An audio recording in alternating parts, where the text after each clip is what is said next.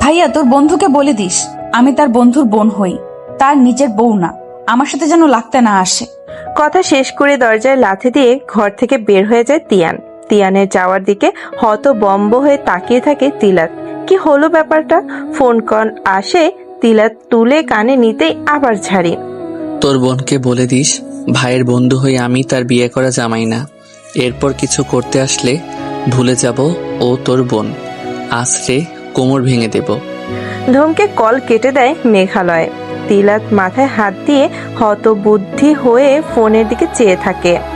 বোন আর বন্ধুর চিপায় পড়ে তার যান শেষ। একদিকে বোনের শাসানো, অন্যদিকে বন্ধুর ধমক, দুজনের চিপায় পড়ে চ্যাপ্টা হয়ে গেছে সে। সাথে তো আছে গার্লফ্রেন্ড নামক প্যারা।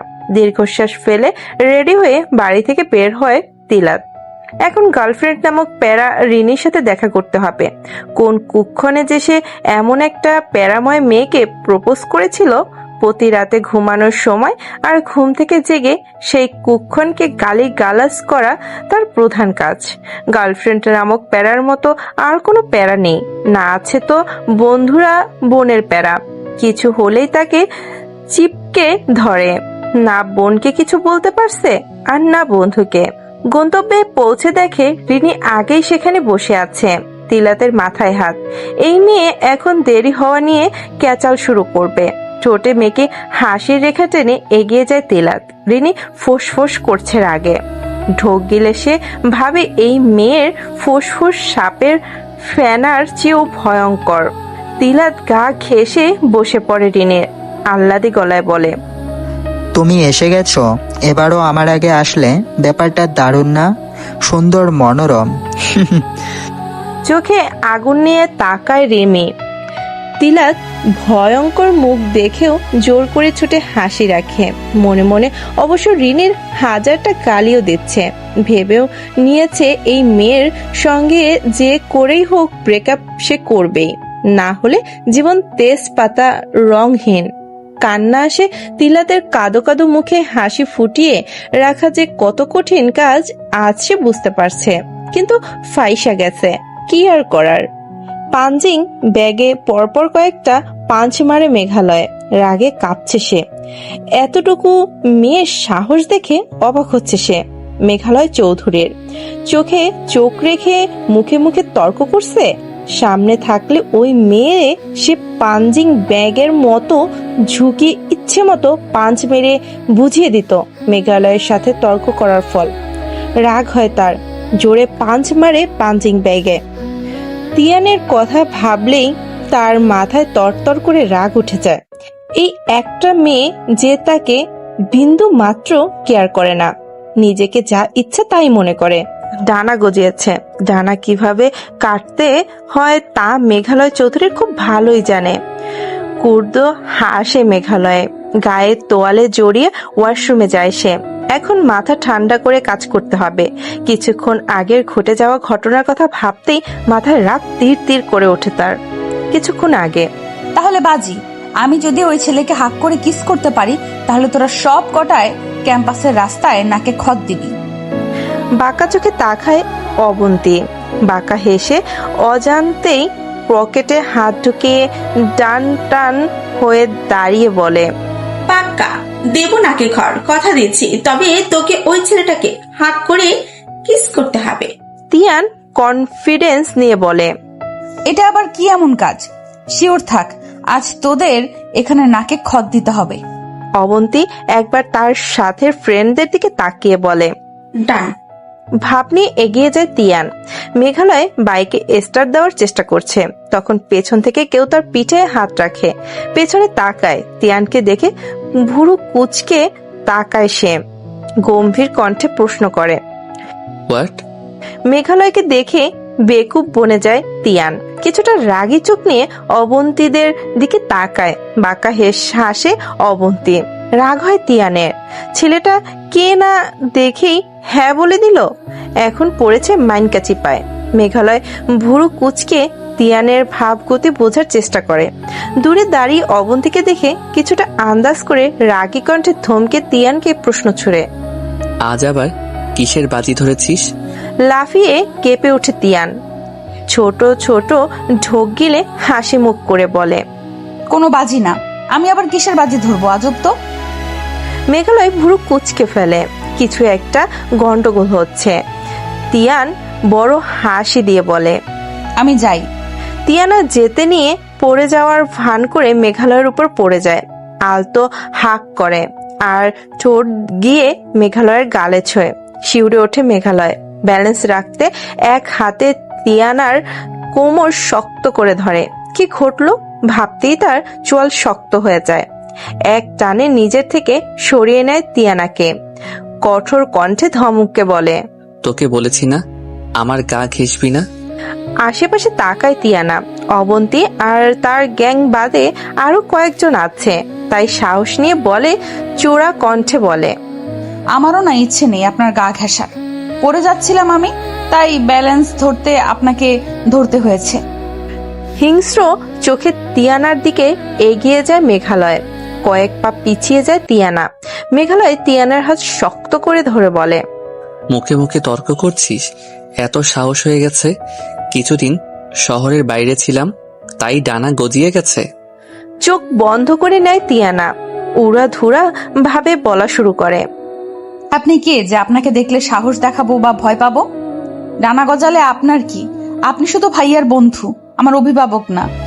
আর বাজি ধরেছি, ওই অবন্তী বজ্জাত মেয়ে একটা ছেলেকে দেখিয়ে বলল যদি ছেলেটাকে জড়িয়ে ধরে কিস করতে পারি তাহলে ও আর ওর চেলাগুলোকে নাকে খত দেবে। কিন্তু সেই ছেলে যে আপনি হবেন তা জানতো কে? আপনি জানলে আমি মরে গেলেও এই বাজি ধরতাম না। আপনাকে হাক কিস করার ইচ্ছে আমার নেই।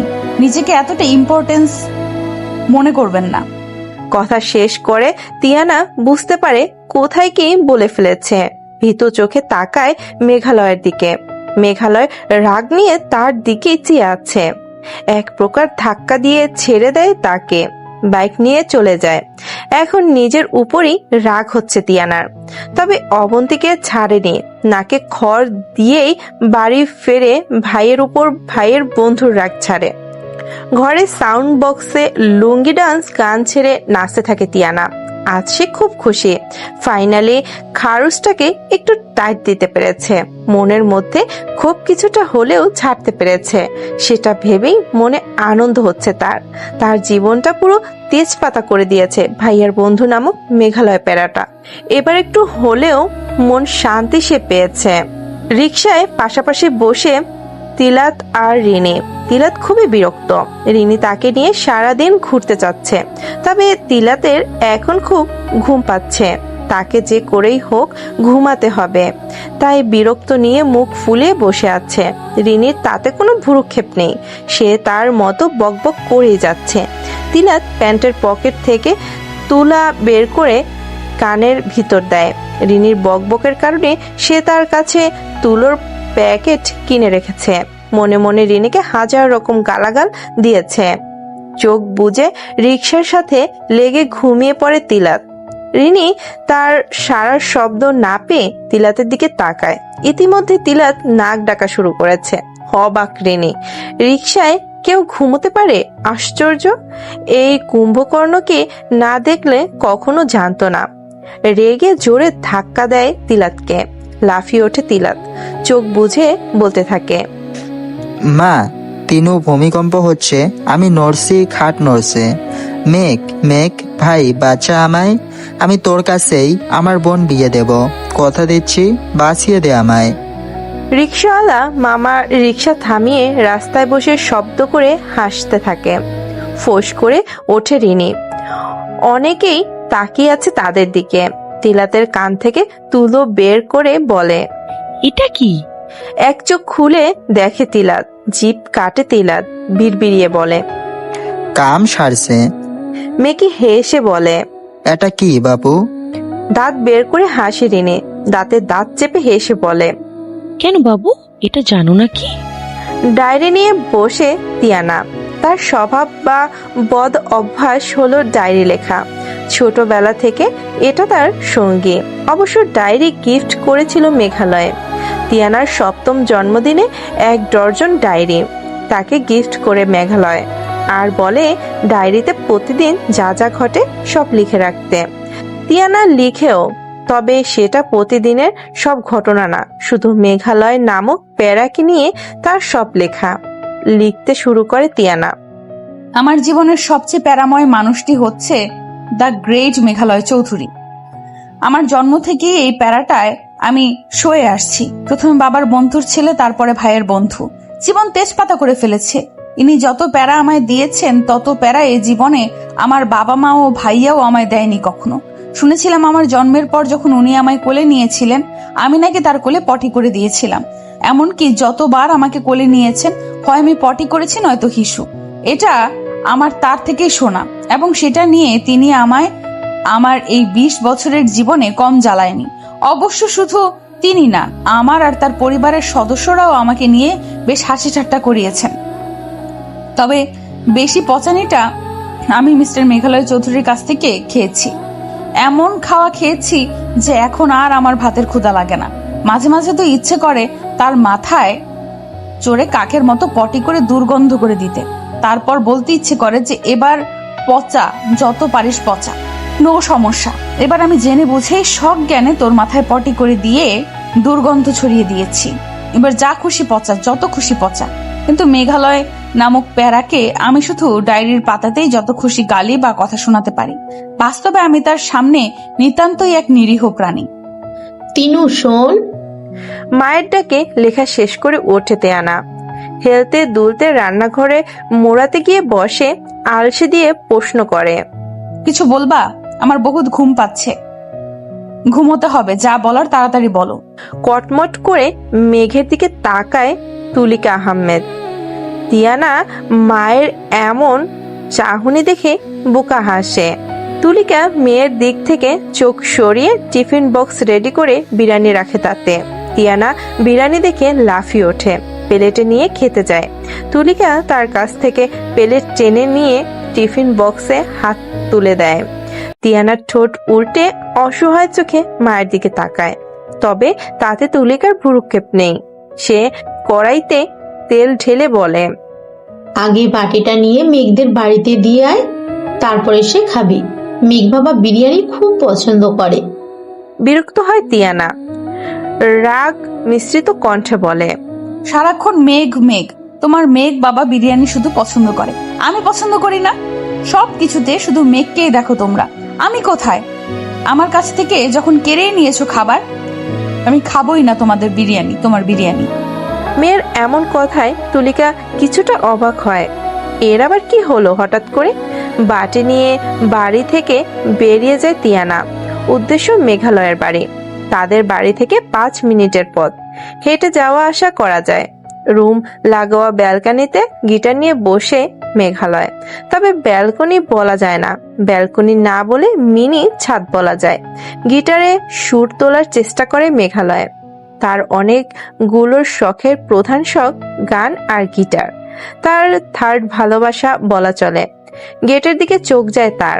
তিয়ানাকে আসতে দেখে মৃদু হেসে গিটারে সুর তোলে, সাথে নিজের কণ্ঠে। তিয়ানার বড় দুর্বলতা তার কণ্ঠের সুর, গান, তার গিটার বা ভাইলেনের সুর। কলিং বেল বাজিয়ে দরজার সাথে হেলান দিয়ে দাঁড়ায় তিয়ানা। মেঘালয় গান গাচ্ছে। এই কণ্ঠ তাকে খুব খুব করে টানে, কিন্তু সে চায় না, মোটেও চায় না এই কণ্ঠের জাদুতে নিজেকে হারাতে। তিয়ানা ভেবেও পায় না এমন খারুস বজ্জাত গম্ভীর ছেলের গলার স্বর কেন এত মিষ্টি সুন্দর হবে। হওয়া তো উচিত কর্কশ কণ্ঠের অধিকারী। চেহারা হওয়া উচিত ইয়া লম্বা লম্বা তাল গাছ টাইপ, তবে তাল গাছের মতো লম্বা আছে যেখানে সে চুনুপুটি। আর এর নাক হওয়া উচিত ছিল সুপারি গাছের মতো লাম্বুস। কান হওয়া উচিত ছিল হাতির কানের মতো, কিন্তু সেগুড়ে বালে হয়েছে পুরো ইংরেজিদের মতো ধৈর্যা। আর চেহারা তো মাশাল্লাহ। এদের পূর্বপুরুষ হয়তো ইংরেজি ছিল, তাই এত ধলা। যেদিন থেকে ক্রাশ শব্দের মানে সে জানে, সেদিন থেকে প্রতি ক্ষণে ক্ষণে এই খারুসটার উপর উঠতে বসতে ক্রাশ খায় সে।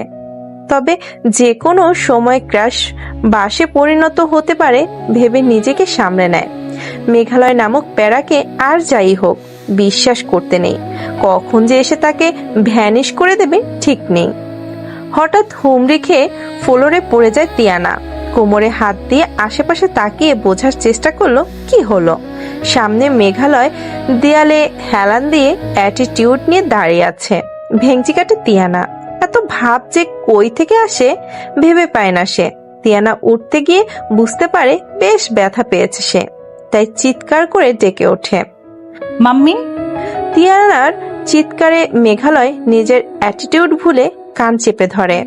কিচেন থেকে ছুটে আসে মৌমিতা। তিয়ানাকে এভাবে ফ্লোরে পড়ে থাকতে দেখে তার কাছে গিয়ে তাকে জড়িয়ে ধরে, জিজ্ঞেস করে, তিনু মা আমার কি হয়েছে? তিয়ানা ফুপিয়ে বলে, তোমার ছেলে আমায় ফেলে দিয়েছে মাম্মি। মেঘালয় কটমট করে তাকায় তিয়ানার দিকে। তিয়ানা তার মাম্মির কোলে মুখ লুকিয়ে হাসে। এবার খাক পোকা খারুস একটা। কানে হাত দিয়ে এক পায়ে দাঁড়িয়ে আছে তিয়ানা। মেঘালয় তার সামনে কাউচে আয়েশ করে বসে বিরিয়ানি খাচ্ছে। তিয়ানা কটমট করে তাকিয়ে আছে। মেঘালয় তাকালে চোখে মুখে দুঃখে দুঃখে ভাব তৈরি করছে। না কিছু বলতে পারছে আর না সহ করতে পারছে। খারুস একটা। কি করে পারছে তাকে এভাবে দাঁড় করিয়ে রেখে বিরিয়ানিগুলো গিলতে? মনে দয়া মায়া নাই? বিরিয়ানির ঘ্রাণ নাকে এসে লাগছে তার। জিহ্বায় জল চলে আসছে। আর চোখে তাকিয়ে বলে মেঘালয়, আজকের বিরিয়ানি রান্না সবচেয়ে মজার হয়েছে। আহা, জিব্বাই লেগে আছে। তিয়ানার কষ্ট হয়, দুঃখ হয়। সবাই তার সাথে এমন করে। মা বাবা সবাই তার চেয়ে এই খারুসটাকে ইম্পর্টেন্ট দিচ্ছে। কিভাবে নিষ্ঠুরের মতো তাকে দেখিয়ে দেখিয়ে গিলে খাচ্ছে। অভিশাপ দেয় তিয়ানা। ডায়রিয়া, পেট খারাপ হবে এর।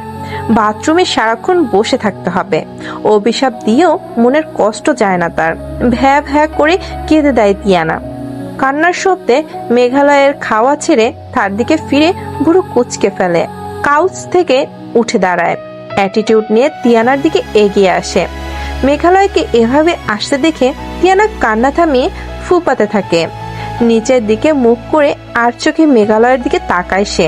মেঘালয় তাকেই দেখছে, তবে নাকটা কেমন টমেটোর মতো লাল হয়ে গেছে। ছোট ছোট ঢোক গেলে তিয়ানা। মেঘালয়কে দেখে মনে হচ্ছে সে রেগে আছে। নিজে নিজে বিড়বিড় করে তিয়ানা। অভিশাপ দিলাম, সেটা শুনে নিল না তো, এবার কি হবে? মুখে দুঃখী দুঃখী ভাব আনে তিয়ানা। চোখ মুখ শক্ত হয়ে যায় মেঘালয়ের। তিয়ানা ভয়ে কান থেকে হাত নামিয়ে দৌড়ে চলে যেতে নেয়। মেঘালয় হাত ধরে আটকে দিয়ে তাকে কিছুটা কাছে টেনে আনে, তবে দূরত্ব বজায় রেখে। নিঃশ্বাস আটকে যাওয়ার মতো অবস্থা হয় তিয়ানার। চোখে খিচে বন্ধ করে নেয় ভয়ে। কিছুক্ষণ তিয়ানার ভয় মাখা মুখ দেখে তাকে ছেড়ে দিয়ে ব্যালকনির রেলিং ধরে নিচের দিকে তাকায় মেঘালয়। নিজের মনকে শান্ত করে সে। অবাক হয় তিয়ানা, সাথে খুশিও। চলে যেতে নেয় মেঘালয়ের কণ্ঠ শুনে থেমে যায়। দূরে গাছের উপর থাকা টিয়া পাখির দিকে চেয়ে মেঘালয় বলে, তোকে ওয়ার্ন করছি, আমার সামনে কাঁদবি না, ফোপাবিও না। তিয়ানার সামনাসামনি এসে দাঁড়িয়ে তার চোখে চোখ রেখে বলে, দ্বিতীয়বার এই ভুল করলে কিছু একটা হয়ে যাবে, তখন আমার দোষ দিবি না। বাঁকা চোখে তাকায়। আপাদ মস্তক দেখে ব্যালকনি থেকে চলে যায় মেঘালয়। তিয়ানা আহম্বক হয়ে দাঁড়িয়ে থাকে। কি বলল খারুসটা? কি হবে? খা খা করে রোদে ফুটপাতে বসে আছে তিলাত। রিনির সাথে এক প্রকার বড়সড় ঝগড়া হয়েছে তার। এখন প্রার্থনা করছে এই ঝগড়াতেই যেন রিনি নামক আপদ বিদায় হয়। তবে কতটা যে হবে তা নিয়ে সন্দেহ সে। তবে এই নিয়ে কয়েকবার তাদের ঝড়ের মতো লন্ডভন্ড মার্কা ঝগড়া তাদের হয়েছে, কিন্তু আপদ তার গলা থেকে নামেনি। রিনিকে তার ভালো লাগছে না। প্রথমে রিনির সুন্দর চেহারা দেখে ক্রাশ খেলেও এখন সেটা বাসে পরিণত হয়েছে। পাশে ফুটপাতের দোকান থেকে সিগারেট কিনে সিগারেট ধরায় তিলাত। প্রেম যে কাঁঠালের আঠা সেটা সে হাড়ে হাড়ে বুঝতে পারছে। সিগারেট শেষ করে পালস চকলেট কিনে মুখে দেয়। পকেট থেকে ছোটখাটো পারফিউম বোতলটা বের করে সারা গায়ে মেখে নেয়। তিয়ানাকে বিশ্বাস নেই, জানতে পারলে আম্মু আব্বুর কাছে ফাঁসিয়ে দেবে। সকল ভাইদের জন্য দোয়া করে তিলাত এমন বজ্জাত বোন যেন কারো না হয়। হারে বজ্জাত, মাঝে মাঝে মনে হয় পূর্বজন্ম বলে কিছু থাকলে রিনি আর তিয়ানা এই দুটোতে বোন ছিল হয়তো। সে দুটো এই জন্মে এসে তার বোন আর প্রেমিকা হয়ে জীবন ছারখার করে দিচ্ছে। তার দুঃখ হয় তিলাতের, এমন বজ্জাত মার্কা বোন হলো কেন তার? দুঃখ, কান্না করতে ইচ্ছা করছে কিন্তু কান্না আসছে না। দুঃখী মনে উঠে দাঁড়ায় তিলাত। আজ সে শহরে হাঁটবে খালি পায়ে হিমুর মতো। গায়ে একটা হলুদ পাঞ্জাবি থাকলে হয়তো ভালো হতো। অভিক আর তার বিয়ের ফটোতে হাত বুলায় মৌমিতা। তাদের বিয়ের 30 বছর হয়ে গেল। মেঘালয়ের বয়সও 28 হতে চলল। কিছুদিন পর তারা শ্বশুর শাশুড়িও হয়ে যাবে। সময় কত তাড়াতাড়ি চলে যায়। এই তো মনে হচ্ছে কিছুদিন আগে অভিক তার সাথে সম্পর্ক ছিন্ন করে ভিনদেশে পাড়ি জমিয়েছিল, তবে ফিরে এসেছে। অভিক তাকে বউ করেছে, তাদের একটা সুখের সংসারও হয়েছে। সেই সংসারে একটা রাজপুত্রও এসেছে।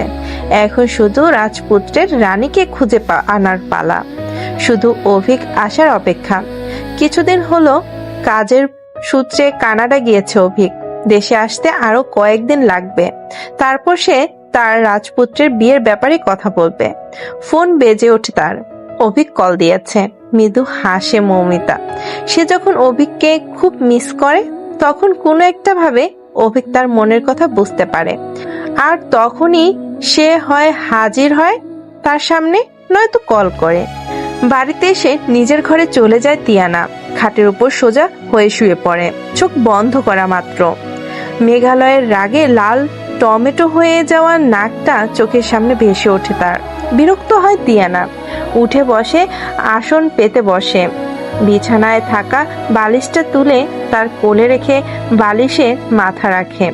মানুষ কত কিছুতে ক্রাশ খায়, আর সে কিনা খারুচটা লাল টমেটো হওয়া নাকের উপর ক্রাশ খেলো। ঘুমানোর চেষ্টা করে সে, তবে ঘুমোতে পারছে না। বারবার চোখের সামনে মেঘালয়ের মুখ ভেসে ওঠে তার। এটা আবার কেমন রোগ হলো? এমন রোগের উপর বিরক্ত সে, খুব বাজেভাবে বিরক্ত। এমন রোগ তার চাই না।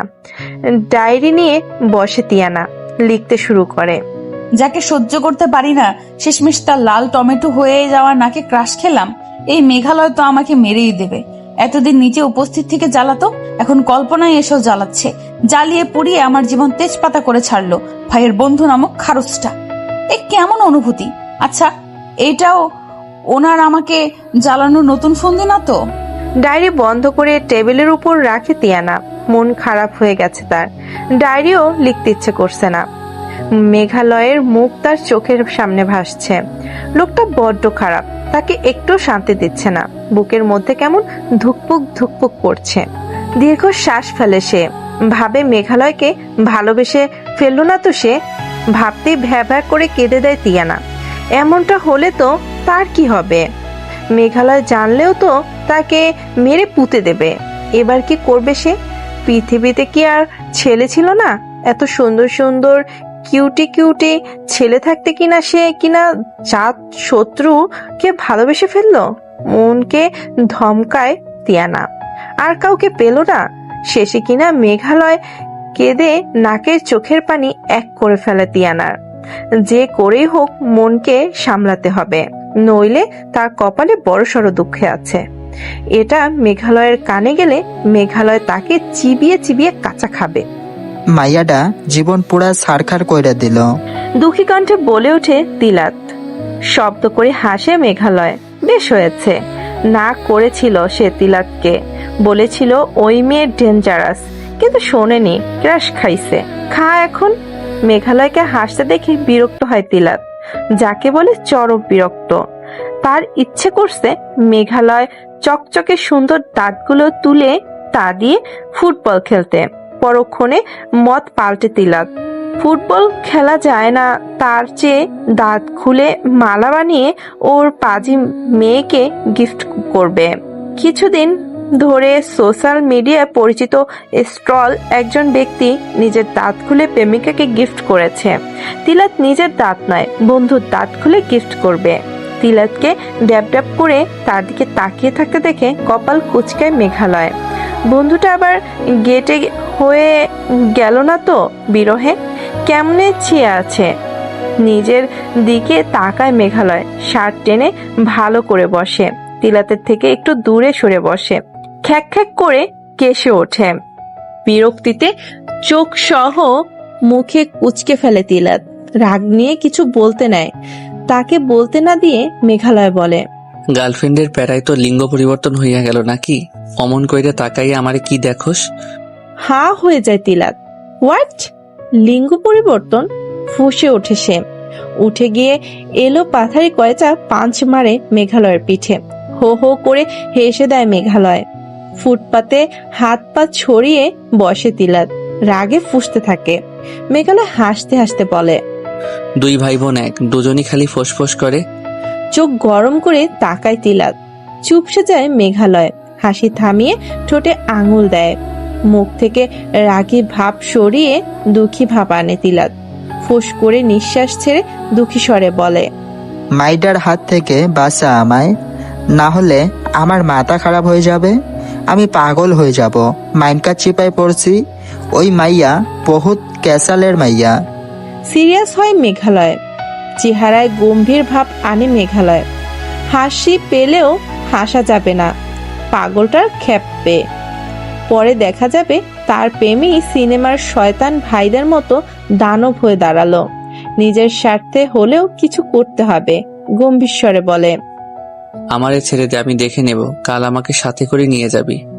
বাঁকা হেসে বলে, তারপর দেখব কত ঝাঁজ তোর রিনি বেবির। চল। বসা থেকে উঠে দাঁড়ায় তারা। তিলাতের কাঁধে হাত দিয়ে বলে, এখন বাড়ি চল।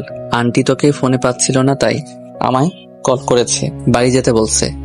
মৃদু হাসে তিলাত। মেঘালয়ের কাঁধে নিজের হাত দিয়ে দুজন গলাগলি বেঁধে বাড়ির পথে হাঁটে। পুরনো ডায়েরি নিয়ে ব্যালকনিতে গিয়ে বসে তুলিকা। ডায়েরির পাতাগুলোতে কিছু সুন্দর মুহূর্তের ফটো, তবে সেটা তার নয়, তার স্বামী আর তার বড় বোন তিয়াশার। দুজনকে বেশ মানিয়েছে। হিংসে হচ্ছে, আবার কষ্টও হচ্ছে।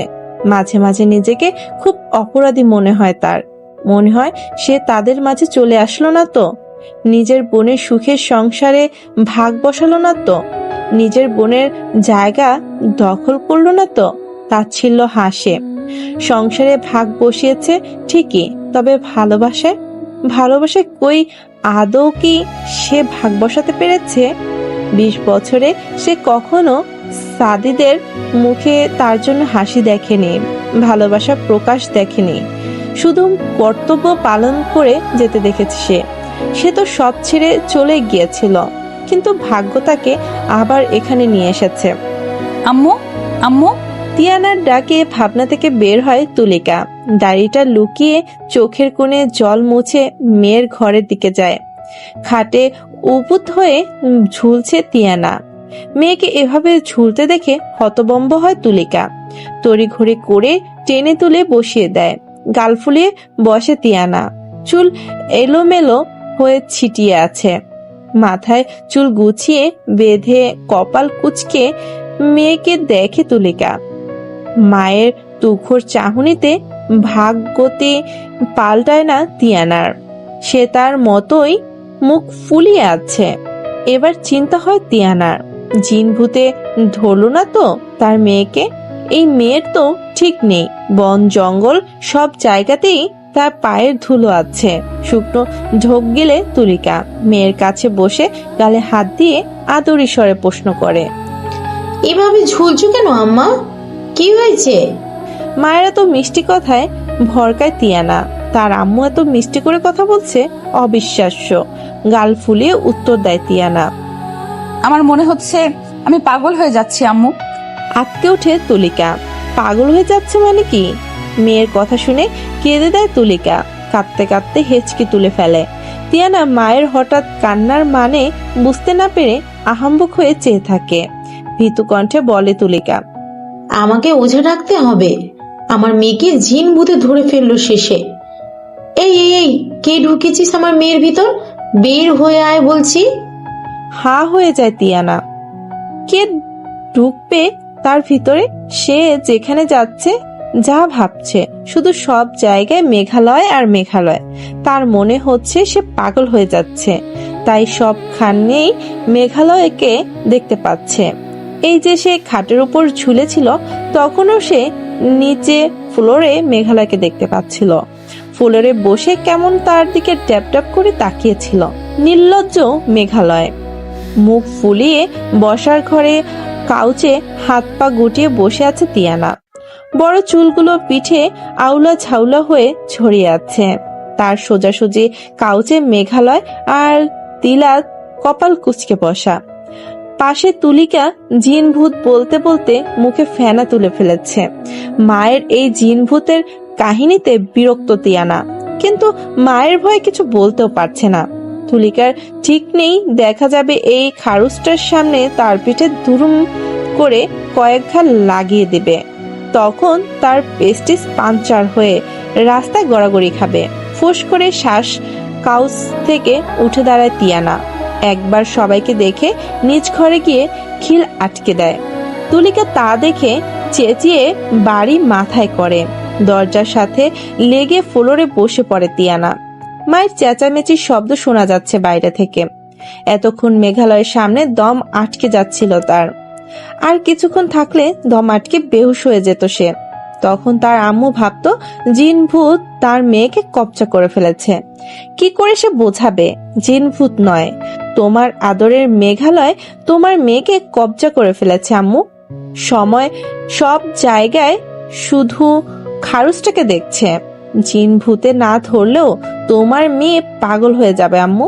ঠোঁটে উল্টে ভ্যা ভ্যা করে কেঁদে তিয়ানা। কেমন যেন বুকের ভেতর তোলপাড় করছে, লজ্জা লজ্জা লাগছে। এমন অনুভূতি সে চায় না তো, মন বুঝে না কেন। ওই খারুসটা তাকে গুলি করে মারবে, তার মাথায় চড়ে নাচবে।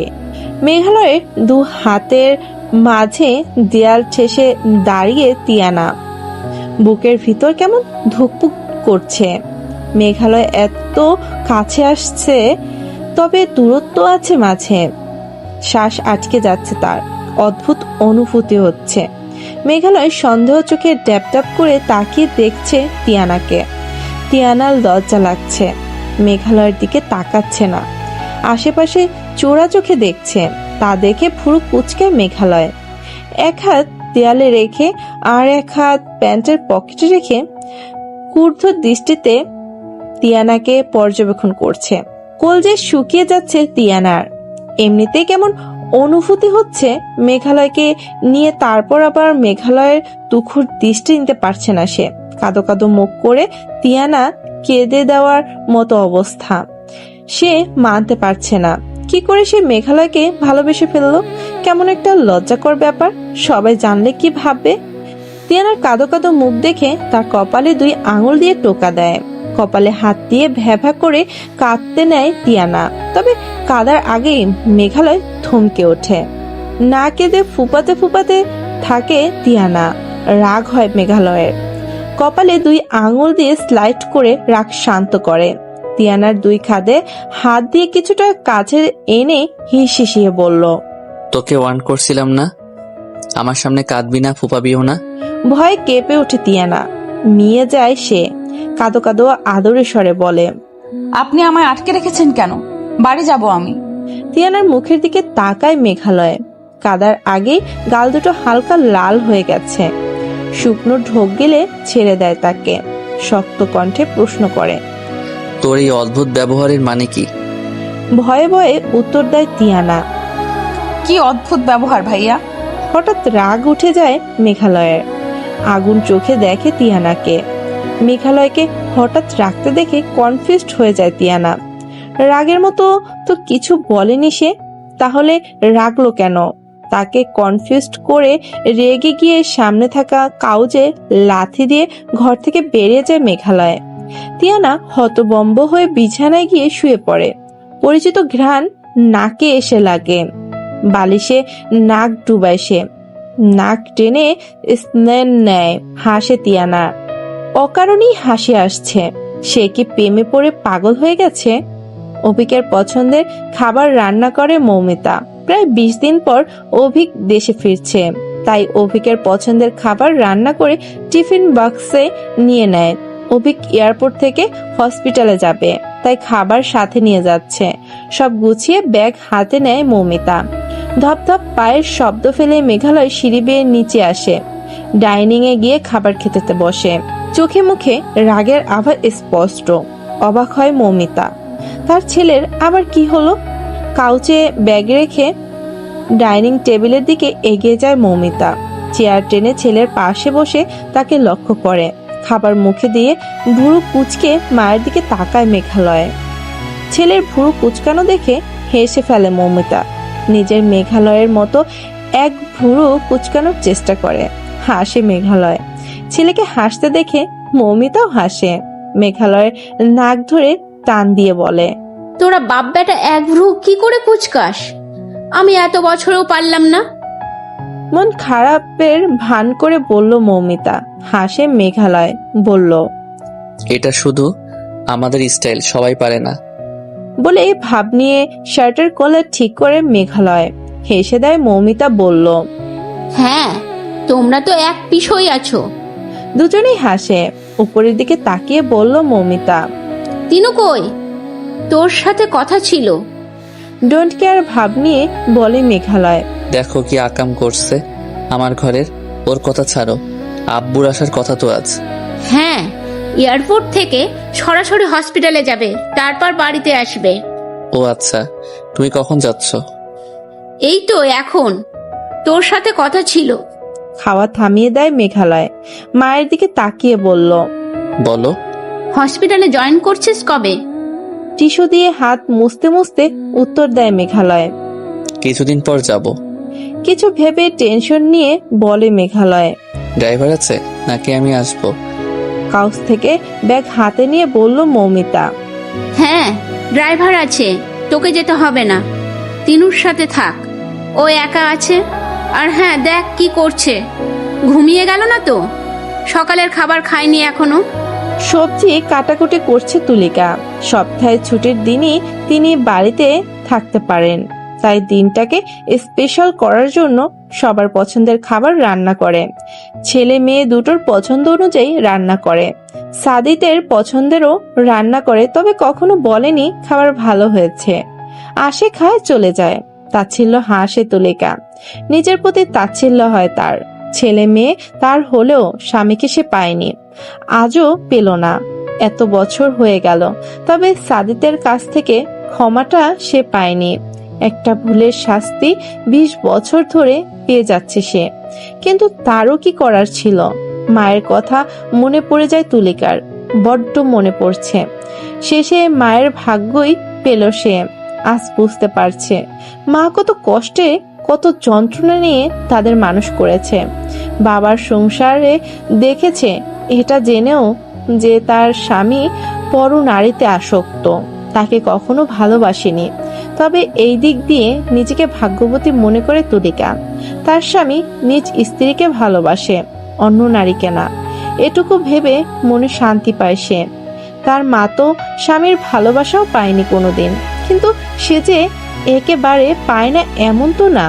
তার স্বামী সকল কর্তব্য পালন করে তার প্রতি, রাতে কাছেও আসে, ছোঁয়ায় ভালোবাসাও পায় তুলিকা। তবে প্রকাশ নেই, তাতে কি হয়েছে? শরীরের খোরাক তো মিটেছে, মনের না মিটুক। যাদের জন্য সব ছেড়ে ছুড়ে এখানে এসেছিল তারা তো ভালোই আছে, এটাও কম কিসে। একের পর এক কল করে যাচ্ছে রিনে, তবে তিলাত ফোন ধরছে না।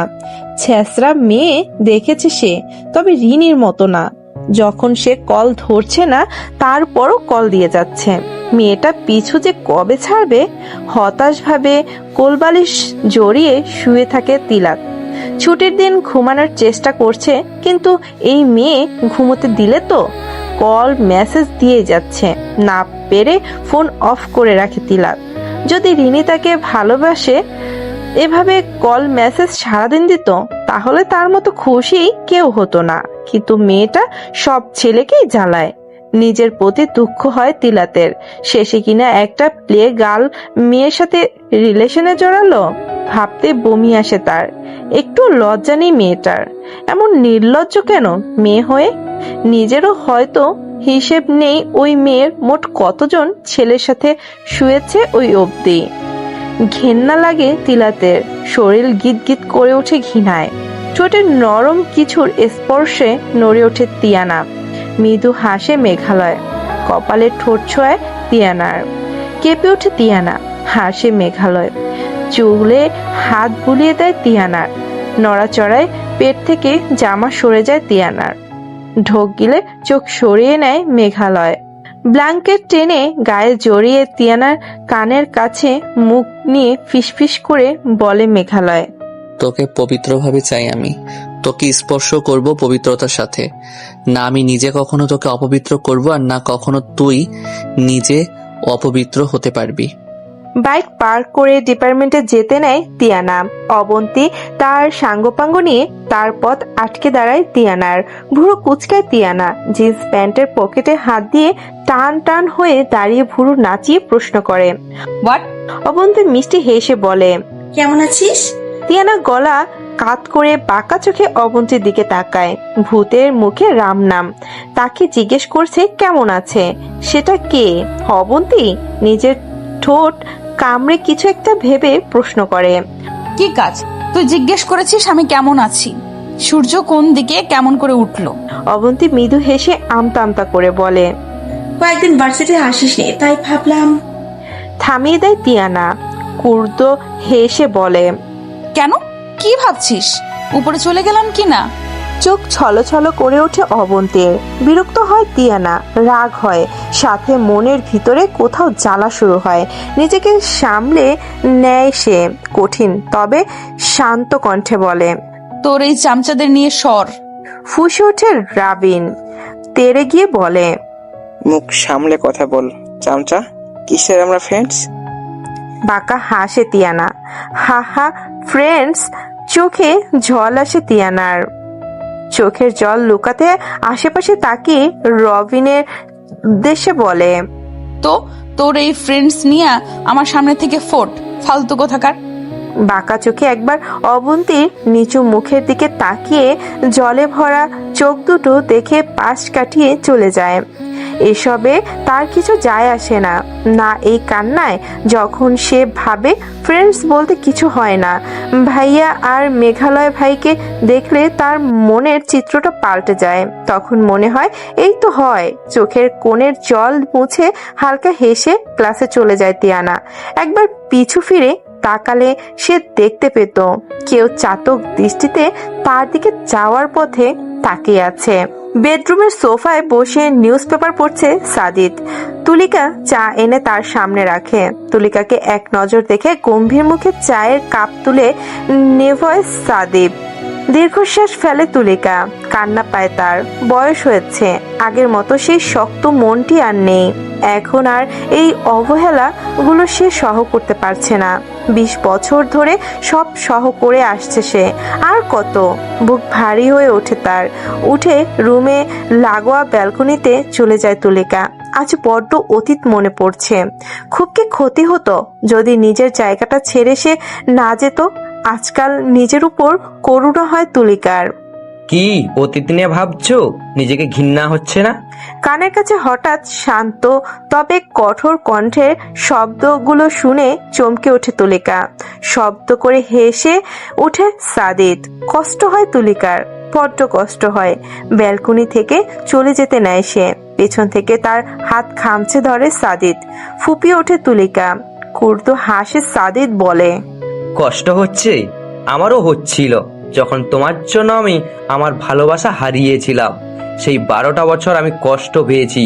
12 বছর মানে বোঝো, 1 যুগ আমি ধোকে ধোকে মরেছি শুধু তোমার জন্য। তার দ্বিগুণ শাস্তি তুমি পাবেই। তুলিকার হাত ছেড়ে ঘর থেকে বেরিয়ে যায় সাদিদ। কাউচে বসে পড়ে তুলিকা। কষ্ট হচ্ছে, তার খুব কষ্ট হচ্ছে, সেই সাথে আফসোস হচ্ছে। ড্রয়িং রুমের সোফায় থম মেরে বসে আছে তিলাত। নিজের মায়ের জন্য ঘৃণা, কষ্ট দুটোই হচ্ছে তার। সাদিদের বলা সব কথা সে শুনে ফেলেছে। মাকে এই অবস্থায় দেখে কষ্ট হচ্ছে তার, সেই সাথে নিজের উপর রাগ হচ্ছে তার। আম্মুকে জোর করে নিজের কাছে রেখে সে কোনো ভুল করলো না তো? তার আব্বু আজও আম্মুকে ঘৃণা করে। 20 বছরে একটু পাল্টায়নি তার আব্বুর রাগ। এত বছর তার আম্মু তাদের সাথে ভালো থাকার অভিনয় করে এসেছে। চোখ দুটো লাল হয়ে যায় তিলাতের, বুকের ভিতর জ্বালা করছে। আম্মুর জন্য বড্ড কষ্ট হচ্ছে। মৌমিতাকে জড়িয়ে শুয়ে পড়ে অভিক। কিছুটা লজ্জা লাগে তার, উঠে নিতে চায়। তাকে উঠতে দেখে হেসে ওঠে অভিক। মৌমিতাকে নিজের কিছুটা কাছে টেনে কানের কাছে মুখ লাগিয়ে ফিসফিস করে বলে, বুড়ি হয়ে গেলে তারপরে এত লজ্জা? ফুঁসে ওঠে মৌমিতা। অভিকের হাত কোমর থেকে সরিয়ে বলে, এত রোমান্টিক হতে হবে না। আমি ভুলিনি আপনি আমাকে ফেলে গিয়েছিলেন। 5 বছর ধরে কষ্ট পেয়েছি। হাত দিয়ে কপাল চাপড়ে অভিক। 30 বছর ধরে একটা খোঁটা শুনে আসছে সে। হতাশ কণ্ঠে বলে ওঠে অভিক। 30 বছর হয়ে গেল, তবুও তোমার এই খোঁটাটা গেল না। কাঁথা ভাঁজ করতে করতে উত্তর দেয় মৌমিতা, আগামী 30 বছরও ভুলবো না আমি। আজ সেই দিন যেদিন আপনি আমার সাথে সম্পর্ক ছিন্ন করে চলে গিয়েছিলেন। তাই প্রতি বছর এর মতো আজকের জন্য আপনার সাথে আমার সম্পর্ক ছিন্ন। বলেই কাঁথা ভাঁজ করে রেখে ঘর থেকে বেরিয়ে যায় মৌমিতা। অসহায় চোখে মৌমিতার যাওয়ার দিকে তাকিয়ে থাকে অভিক। প্রতি বছরের মতো আজকেও তার কপালের বাড়িতে খাবারের জুটবে না। তাই রেডি হয়ে ঘর থেকে বের হয় প্রিয় বন্ধু সাদিতের বাড়ির উদ্দেশ্যে। খেতে তো হবে। নিজের অবস্থা দেখে করুণা হচ্ছে তার। সব বাঘ সমতুল্য পুরুষই নিজের বউয়ের কাছে বিড়াল। আহা, কোথায় গেল সেই দিন যখন সে টিচার, বউ তার ছাত্রী। এক ধমক চুপ হয়ে যাওয়া সেই মেয়ে আজ তাকে নাকে দড়ি দিয়ে নাচাচ্ছে। হায় রে জীবন, হায় রে বউজাতি, ধন্যই তোমরা। তিয়ানার ভার্সিটির সামনে এসে বাইক পার্ক করে মেঘালয়। পকেট থেকে ফোন বের করে তিয়ানাকে কল করে। ক্লাস শেষে বের হয় তিয়ানা। হঠাৎ মেঘালয়ের কল দেখে অবাক হয় সে। আজকে সূর্য হয়তো পশ্চিম দিক দিয়েই উঠেছে। অদ্ভুত অদ্ভুত ঘটনা ঘটছে তার সাথে। যে মনের ভুলেও ফোন দেয় না, আজ তার ফোন। বাহ! ফোন রিসিভ করে কানে ধরতেই ধমক। এত দেরি কেন? ফোন ধরতে মনে মনে বিরক্ত হলেও ভয়ে কিছু বলে না তিয়ানা। মিনমিন করে প্রশ্ন করে, আপনি হঠাৎ ফোন করলেন কেন? দাঁতে দাঁত চেপে উত্তর দেয় মেঘালয়, তোর সাথে প্রেম করতে। নাউজুবিল্লাহ। কথা কানে নেয় না মেঘালয়। ব্যস্ত কণ্ঠে বলে, ক্যাম্পাস থেকে বের হ, রাস্তায় আছি আমি, একসাথে বাড়ি যাব। আর হ্যাঁ, বাইকে চিন্তা করতে হবে না। পাশের বাসায় রাশেদকে বলছি, ও নিয়ে যাবে। ও ক্যাম্পাসেই আছে। বাইকের চাবি ওকে দিয়ে আয়। কথা শেষ করে তাকে কিছু বলতে না দিয়ে ফোন কেটে দেয় মেঘালয়। রাগ ওঠে তার, তবে তার উপর রাগ হচ্ছে মানুষটা মেঘালয়। তাকে কিছু বলার সাহস তার নেই। প্রায় 52 বছর আগের কাহিনীর শুরু। তুলিকা, তিয়াশা যমজ 2 বোন। তাদের যে রাতে জন্ম হয় সেই রাতে তাদের বাবা আজমল মিয়া দীর্ঘদিনের পরকীয়ার সঙ্গী নিজের আপন চাচাতো ভাইয়ের স্ত্রীকে বিয়ে করে ঘরে তোলেন। তুলিকা তিয়াশার মা মিসেস তাকলিমা বেগম সেদিন টাটুস কোনো শব্দ না করে নিজের ঘর ছেড়ে দেন নতুন দম্পতিকে। এই ঘটনা জানাজানি হলে গ্রামের সবাই আজমল মির্জাকে এক ঘরে করে দেওয়া হয়। তাকলিমা বেগমের বাবা তখন জীবিত থাকায় নিজের মেয়েকে সেখানে এক মুহূর্ত না রেখে যমজ 2 নাতনি সহ শহরে নিয়ে বাড়িতে নিয়ে যান। তাকলিমা বেগমও বাবার ইচ্ছেকে মান্য করে বাবার সাথে নিজ গৃহে চলে যায়। প্রায় 5 বছরের সংসার জীবনে মায়া কাটিয়ে আজমল মিয়াকে ভালোবেসে বিয়ে করেন তিনি। তাই শহরে বড়লোক বাবার একমাত্র মেয়ে হয়েও গরিব আজমল মিয়াকে ভালোবেসে নিজের রাজকীয় জীবন ছেড়ে তার কুঠিরে এসে ওঠেন। মিসেস তাকলিমা বেগমের বাবা মিস্টার তৌকিত আহমেদ নিজের মেয়ের ভালোবাসাকে সম্মান করে তাকে আজমল মিয়ার সাথে বিবাহ দেন। তবে তার এখন বেশ আফসোস হয় সেই সিদ্ধান্তে। বাবা মায়ের একমাত্র সন্তান হওয়ায় বাবার সব সম্পত্তির মালিক মিসেস তাকলিমা বেগম হন। যমজ 2 মেয়ে বাবা মাকে নিয়ে কাটিয়ে দেন নিজের বাকি জীবন। তুলিকা তিয়াশা বড় হয়। তিয়াশা, তুলিকা, মৌমিতা 3 জন ছিল এক আত্মা এক প্রাণ, শুধু আলাদা 3 শরীর। যাকে বলে জানে জিগার দোস্ত। যখন তারা ইন্টার প্রথম বর্ষের স্টুডেন্ট, তখন তাদের পরিচয় হয় সাদিতের সাথে। মমিতার টিউটর ছিল অভিক, আর অভিকের বন্ধু ছিল সাদিত। উচ্চ মাধ্যমিকের গণ্ডি পার করে অভিক অ্যাডমিশন নেয় মেডিকেলে, আর সাদিত ডাবিতে সিএসি নিয়ে পড়ে। অভিক আর মমিতা প্রেমের সূত্র ধরে তাদের প্রায় দেখা হতো। সেখান থেকেই নতুন করে প্রণয় হয় তুলিকা সাদিতের।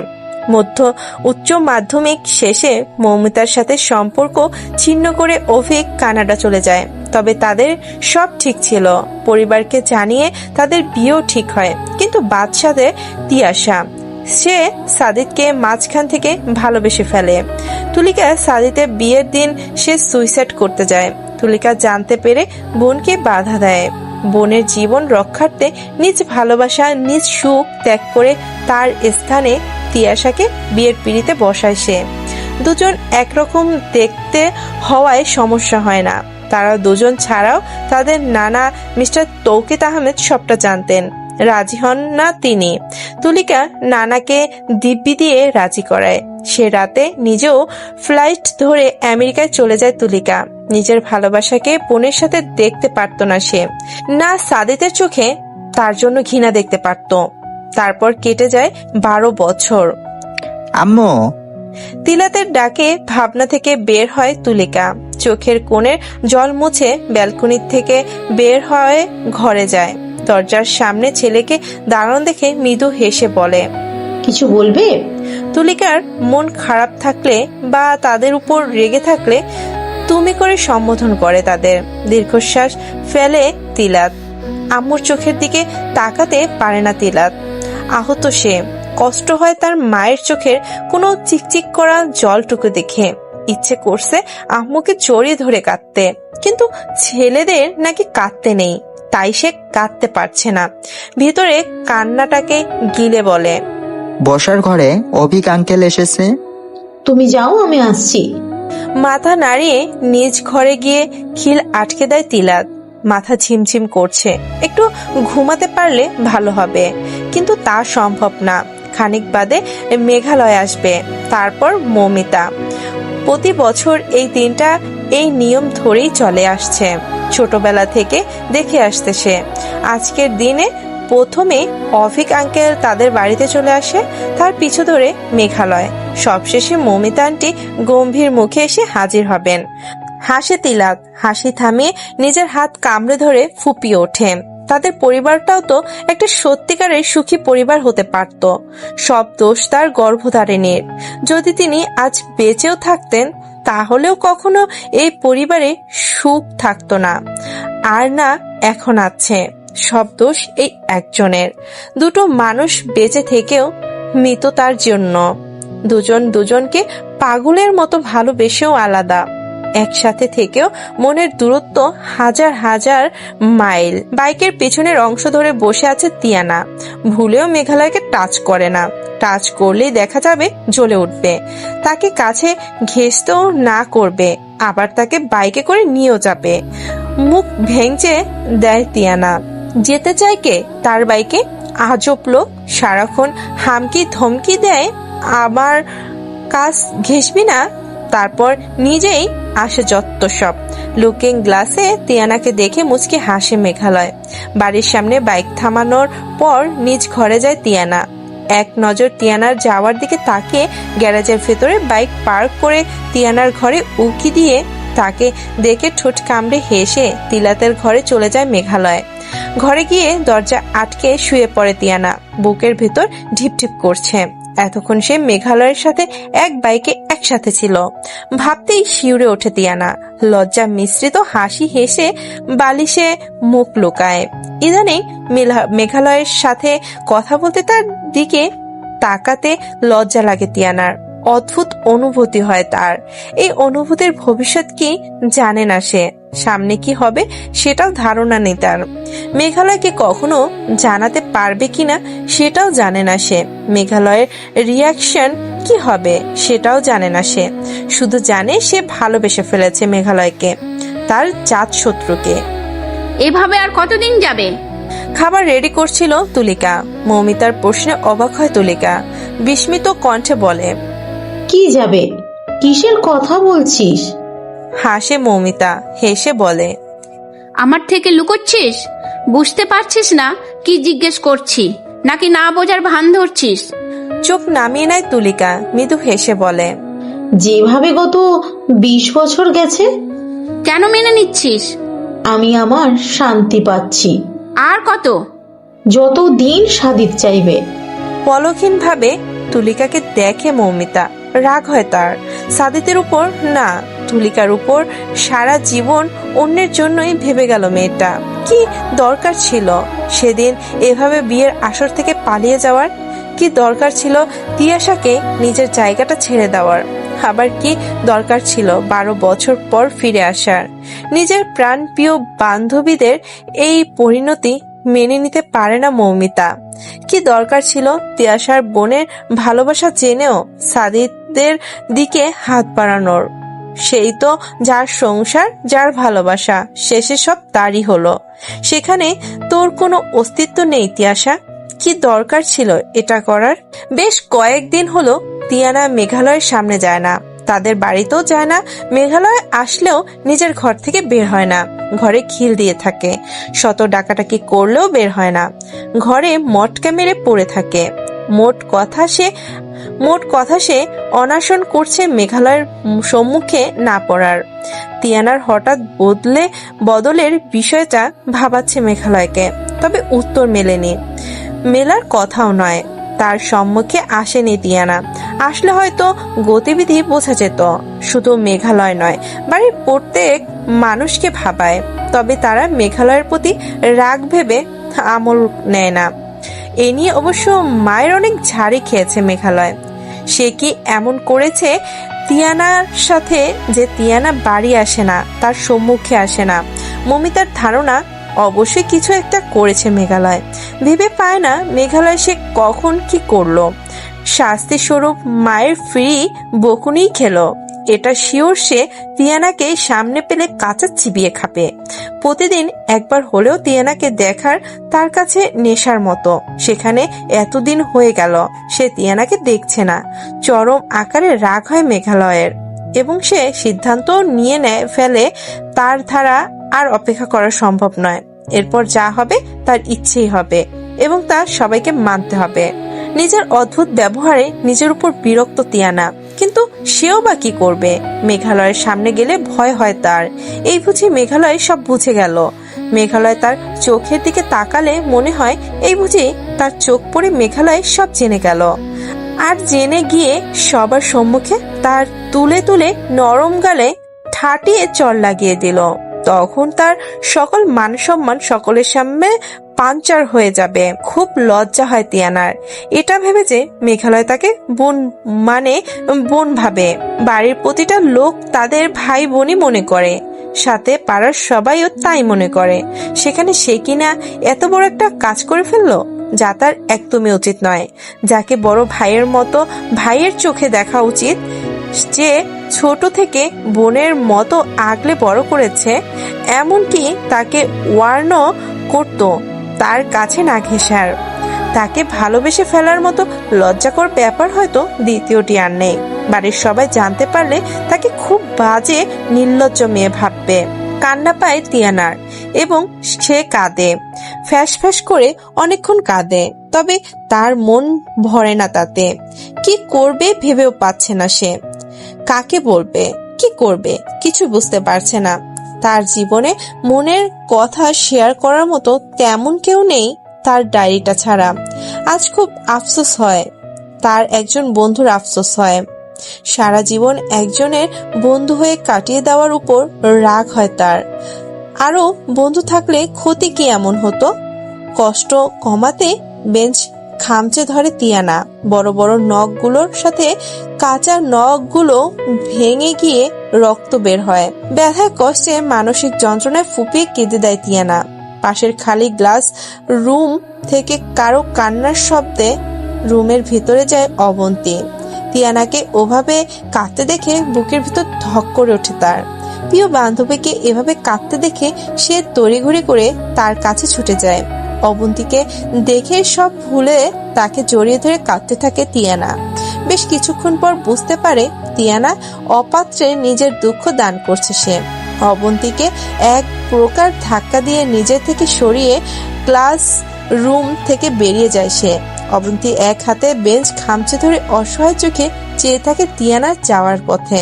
ঠোঁটের কোণে মেঘে হাসি ঝুলিয়ে রনির সামনে বসে আছে তিলাত। পাশে অবশ্য ভরসার হাত মেঘালয় আছে। সময় করে রেস্টুরেন্ট রিনির সাথে দেখা করতে আসছে দুজনে। মেঘালয়কে দেখে ভয় পায় রিনি, তবে নিজেকে বেশ সাহসী দেখানোর চেষ্টা করছে। কিন্তু মেঘালয়ের হাতের শক্ত থাপ্পড়ের কথা সে এ জীবনে ভুলবে না। শুধু প্রপোজ করে অনুমতি না নিয়ে জড়িয়ে ধরায় মেঘালয়ের হাতের রাম থাপ্পড় খেয়ে 4 দিন তার ঘাড় ব্যাকা হয়েছিল। চাইলেও ভোলা সম্ভব নয় সে থাপ্পড়কে। আর চোখে বেশ কয়েকবার মেঘালয়ের হাতের দিকেও তাকায় রিনি। মোবাইলের দিকে তাকিয়ে থাকলেও আর চোখে রিনিকে দেখে মেঘালয়। রিনির গতিবিধি দেখে বাঁকা হাসে সে। মেঘালয়ের তীক্ষ্ণ দৃষ্টি দেখে ভয়ে শুকনো ঠোক গেলে রিনি।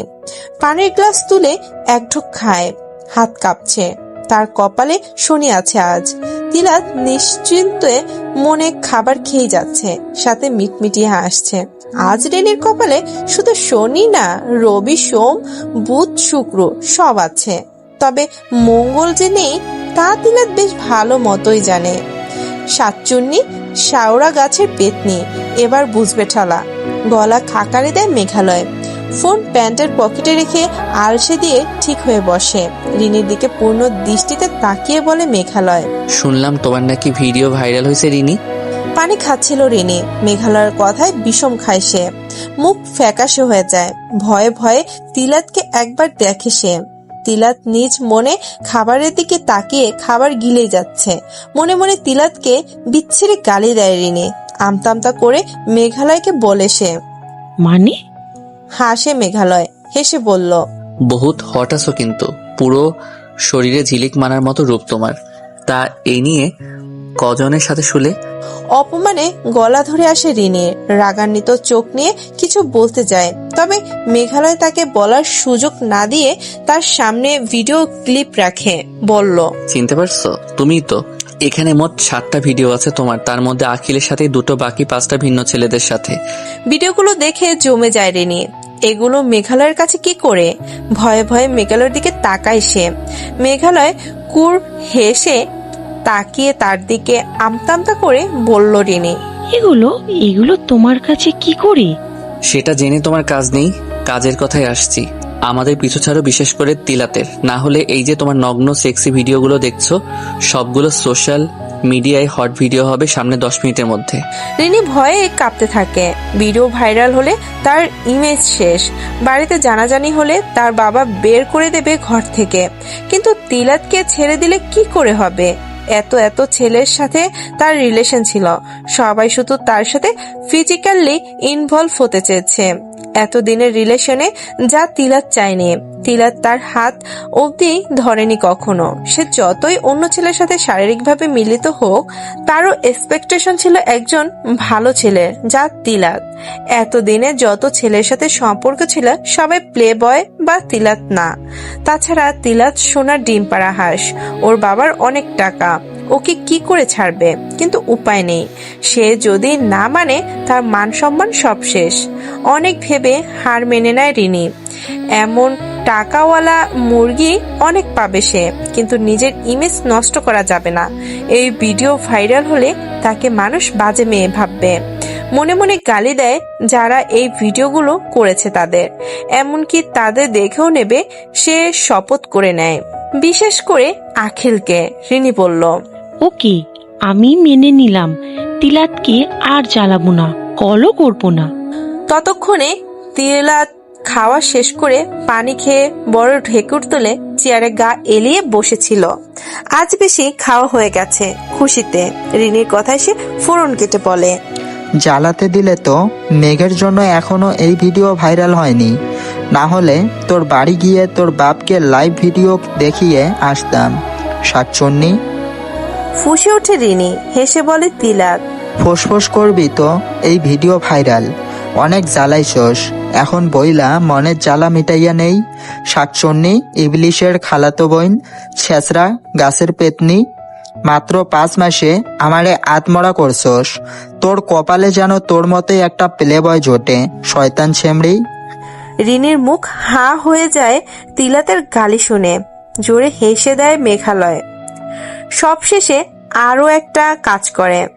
তিলাত রেস্টুরেন্টের সবার সামনে রিনের মুখে এক দলা থুতু ছিটিয়ে তাকে প্রস্টিটিউট উপাধি দিয়ে রেস্টুরেন্ট থেকে বের হয়ে যায়। রেস্টুরেন্টের খাবার বিল আসে 6,000 টাকা। সেটাও রিনির ঘাড়ে দিয়ে চলে যায় দুজনে। তিয়ানা বাড়িতে একা, বাড়িতে কেউ নেই। তুলিকা নিজের অফিসে, সাদির তিলাতও তাই। তিয়ানার ভার্সিটি বন্ধ, বাইরেও তেমন কাজ নেই, তাই আজকের দিনটা বাড়িতে কাটাবে সে। আজকে বাড়িতে শুধু তার একার রাজত্ব। টিভিতে টাইটানিক মুভি চলছে, যেটা তার বেশ কয়েকবার দেখা। তবু টাইটানিকের প্রতি মোহ কাটেনি তার। সোফায় আরাম করে বসে হাতে চিপসের প্যাকেট নিয়ে টিভিতে সম্পূর্ণ মনোযোগ তার। কিছুক্ষণ পরই রোজ আর জ্যাকের কিসিং সিন, টান টান মুহূর্ত। তখনই দরজা খোলার শব্দে উঠে দাঁড়ায় তিয়ানা। এমন সময় কে আসলো? ঘুরে মেইন ডোরে তাকিয়ে আটকে ওঠে সে।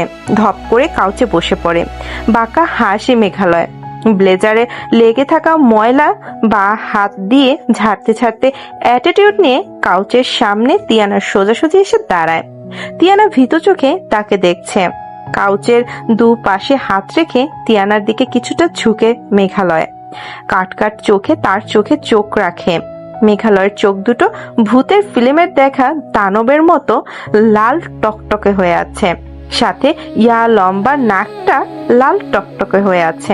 নাকের দিকে চোখ পড়তেই শুকনো ঢোক গেলে তিয়ানা। মেঘালয়ের নাকের উপর একটা তিল আছে। তিলের কারণে বেশি আকর্ষণীয় লাগছে তাকে।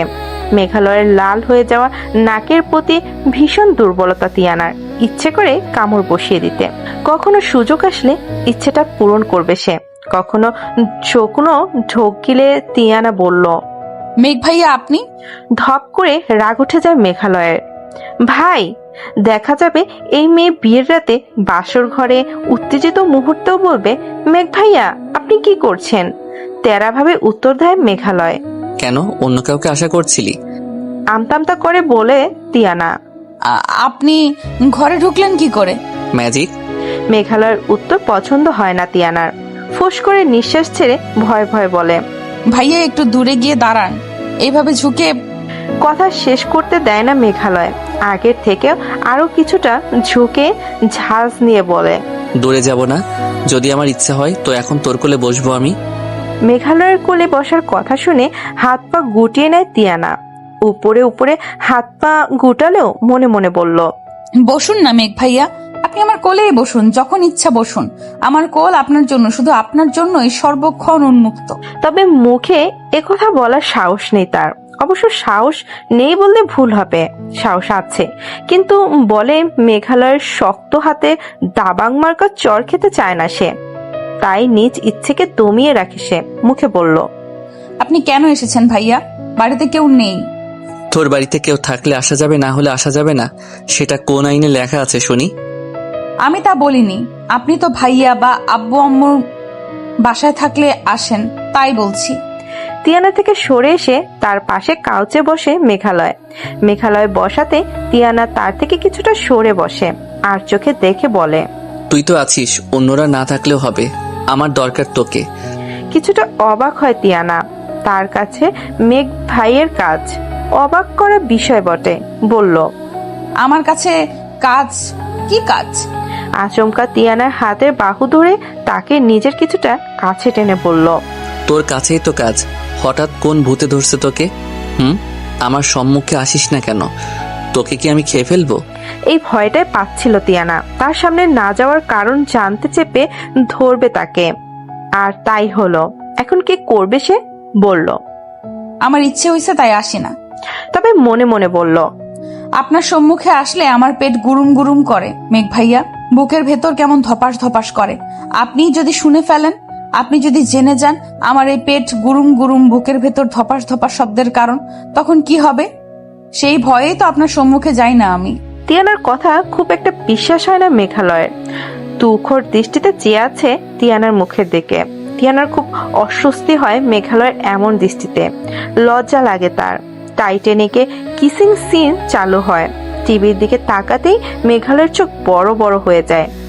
তিয়ানা ভয়ে লজ্জায় চোখ খিচে বন্ধ করে ফেলে, হাত দিয়ে মুখ ঢেকে ফেলে সে।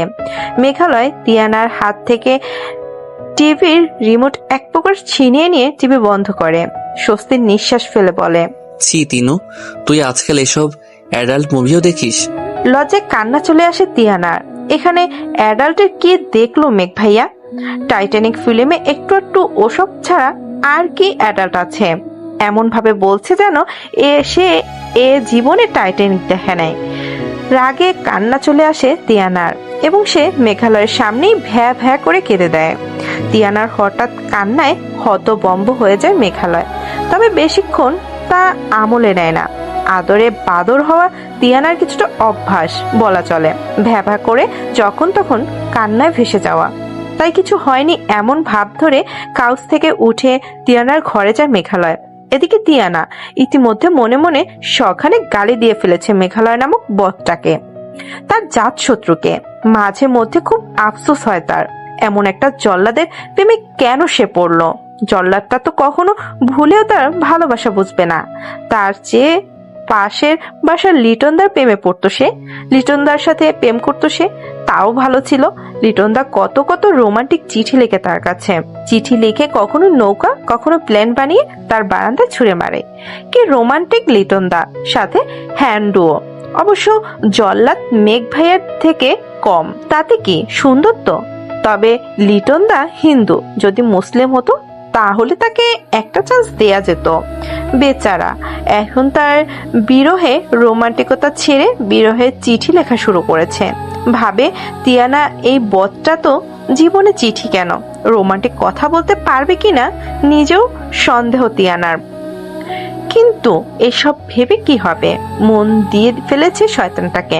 ফুস করে শ্বাস ফেলে তিয়ানা, টনক নড়ে তিয়ানার। মেঘালয় তার ঘরে গেছে সর্বনাশ। আজ গেল সব গেল, দৌড়ে নিজের ঘরে যায় তিয়ানা। তবে শেষ রক্ষা হয় না। লিটনদার দেয়া প্লেন চিঠি মেঘালয়ের হাতে বিচরণ করছে এখন। বেশ মনোযোগ সহকারে গম্ভীর ভাবে প্লেনটাকে উল্টে পাল্টে দেখছে মেঘালয়। তিয়ানার দরজা ওপাশে দাঁড়িয়ে দাঁত দিয়ে নখ খুঁটে যাচ্ছে আর মনে মনে দোয়া করছে, যাই হয়ে যাক মেঘ ভাইয়া যেন চিঠিটা না পড়ে। কিন্তু তার সব দোয়াতে এক বালতি ঠান্ডা কনকনে পানি ঢেলে মেঘালয় খুব যত্ন নিয়ে প্লেনটা খুলে হালকা শব্দ করে চিঠিটা পড়া শুরু করলো। ও তিনু, ও তিনু, তুমি কেন বোঝো না? তোমার বিরহে মরছি তিনু, তুমি কেন দেখছো না? কেন ভালোবাসছো না? ও তিনুরে, ও তিনুরে, কেন বোঝা না আমার তিনুরে? কিছুক্ষণ আগে প্রশংসা করার লিটনদাকে খুব বিশ্রী একটা গালি দেয় তিয়ানা, এমন বিশ্রী একটা চিঠি লেখার জন্য, এবং সেটা মেঘালয়ের হাতেই পড়তে হলো। নিজের কপাল চাপড়াতে ইচ্ছে করছে তার। চিঠি পড়া শেষে কপাল কুঁচকে ফেলে মেঘালয়। তিয়ানার দিকে ফিরে গম্ভীর স্বরে প্রশ্ন করলো, এটা কি? তিয়ানার ঠোঁট থেকে হাত সরিয়ে চুপসানো মুখে দরজার সাথে লেগে দাঁড়ায়। বাম ভুরু কুঁচকে ফেলে মেঘালয়। আগের থেকে কঠোর আর গম্ভীর স্বরে ধমকে জিজ্ঞেস করলো, এটা কি? জিজ্ঞেস করছেন এটা কি? ভয়ে ফুঁপিয়ে ওঠে তিয়ানা। কথা বলার চেষ্টা করছে সে, কিন্তু স্বর ভেজে যায়, ভয়ে বের হচ্ছে না তো। তাতে সে কি করবে? তার কি দোষ? তিয়ানাকে ফুঁপিয়ে উঠতে দেখে চোখ গরম করে তার দিকে তাকায় মেঘালয়। মেঘালয়ের দৃষ্টির মানে বুঝতে পেরে নিজেকে স্বাভাবিক করার চেষ্টা করে তিয়ানা। কাচুমাচু কণ্ঠে বলল, লিটনদা। চোখ মুখ কুঁচকে ফেলে মেঘালয় বলল, লিটনদা কি? আমাকে লিটনদা এটা দিয়েছে। তিয়ানার থেকে দৃষ্টি ফিরিয়ে হাতে থাকা কাগজের কে একবার দেখে আক্রোশ নিয়ে দুমড়ে মুছে ফেলে কাগজটাকে। অসহ্য চোখে চেয়ে দেখে তিয়ানা। তার মনে হচ্ছে মেঘালয়ের কাগজটাকে না, লিটনদাকে তার হাতে পিষ্ট করে ফেলছে। দুঃখ হয় তিয়ানার, ভারী দুঃখ হয় লিটনদার জন্য। এত সাধ করে ভালোবেসে চিঠি লিখলো তার জন্য, সে চিঠির অন্তিম যাত্রা দেখে তার দুঃখে কান্না আসছে। তিয়ানাকে এক পলক দেখে পায়ে ধপধপ আওয়াজ ফেলে ব্যালকনিতে গিয়ে লিটনদার ঘর সোজাসুজি ছুঁড়ে ফেলে তার দিকে অগ্নির দৃষ্টি ফেলে বেরিয়ে চলে যায় মেঘালয়। শুধু তার ঘর না, বাড়ি থেকেও। সেদিনের পরের দিনই তিয়ানার ঘরের ব্যালকনিতে ইয়া বড় পর্দা টেনে দেয় মেঘালয়। তিয়ানা দুঃখী মনে মুখ ভার ভার করে সবটা শুধু দেখলো। তার চেয়ে চেয়ে দেখা ছাড়া করণীয় কিচ্ছু ছিল না। মেঘালয় যা কোর্স বলছে সেটাই মানা হবে, অন্তত তার ব্যাপারে। বড় ভাই বলে কথা, মানতে তো হবেই। তার ভালোর জন্যই তো করছে এসব। এটা তিয়ানার কথা নয়, তার মায়ের কথা, যা তাকে শুনতে হয়েছে। তখন সে মনে মনে বলল, বড় ভাই না বলে জামাই বলতে পারো না? জামাই বইলা দেখো একবার, সব মাইনা নেব। তা তো বলবো না। তোমরা হলে গিয়ে অতি ভদ্র লোক। লোকের মেয়ের বাপের বন্ধুর ছেলেকে ভাইয়ের বন্ধুকে বিয়ে করতে চায় না, তারা জোর করে মাইয়ার বিয়ে দিতেছে। আর তোমাদের মাইয়া এক পায়ে খাড়ায় আসছে, তা তো তোমরা দেখবা না। তোমরা তো জামাই না, বড় ভাই বানায় রাখছো। আমার কি ভাই নাই? ভাইয়ের বন্ধু কিসের জন্য ভাই হওয়া লাগবে? প্রচলিত প্রথা, ভাইয়ের বন্ধু ভাই না জামাই হয়, তা কি জানো না?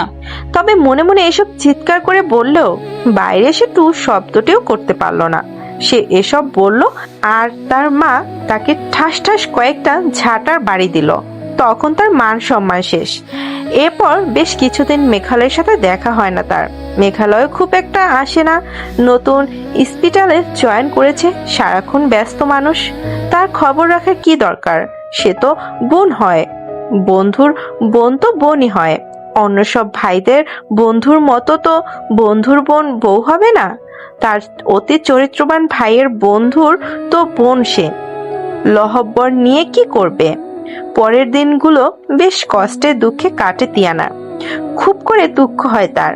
মনে হচ্ছে দিনকে দিন সে মেঘ রোগে আক্রান্ত হয়ে যাচ্ছে, এবং সে রোগের একমাত্র ঔষধ হচ্ছে মেঘ নিজে।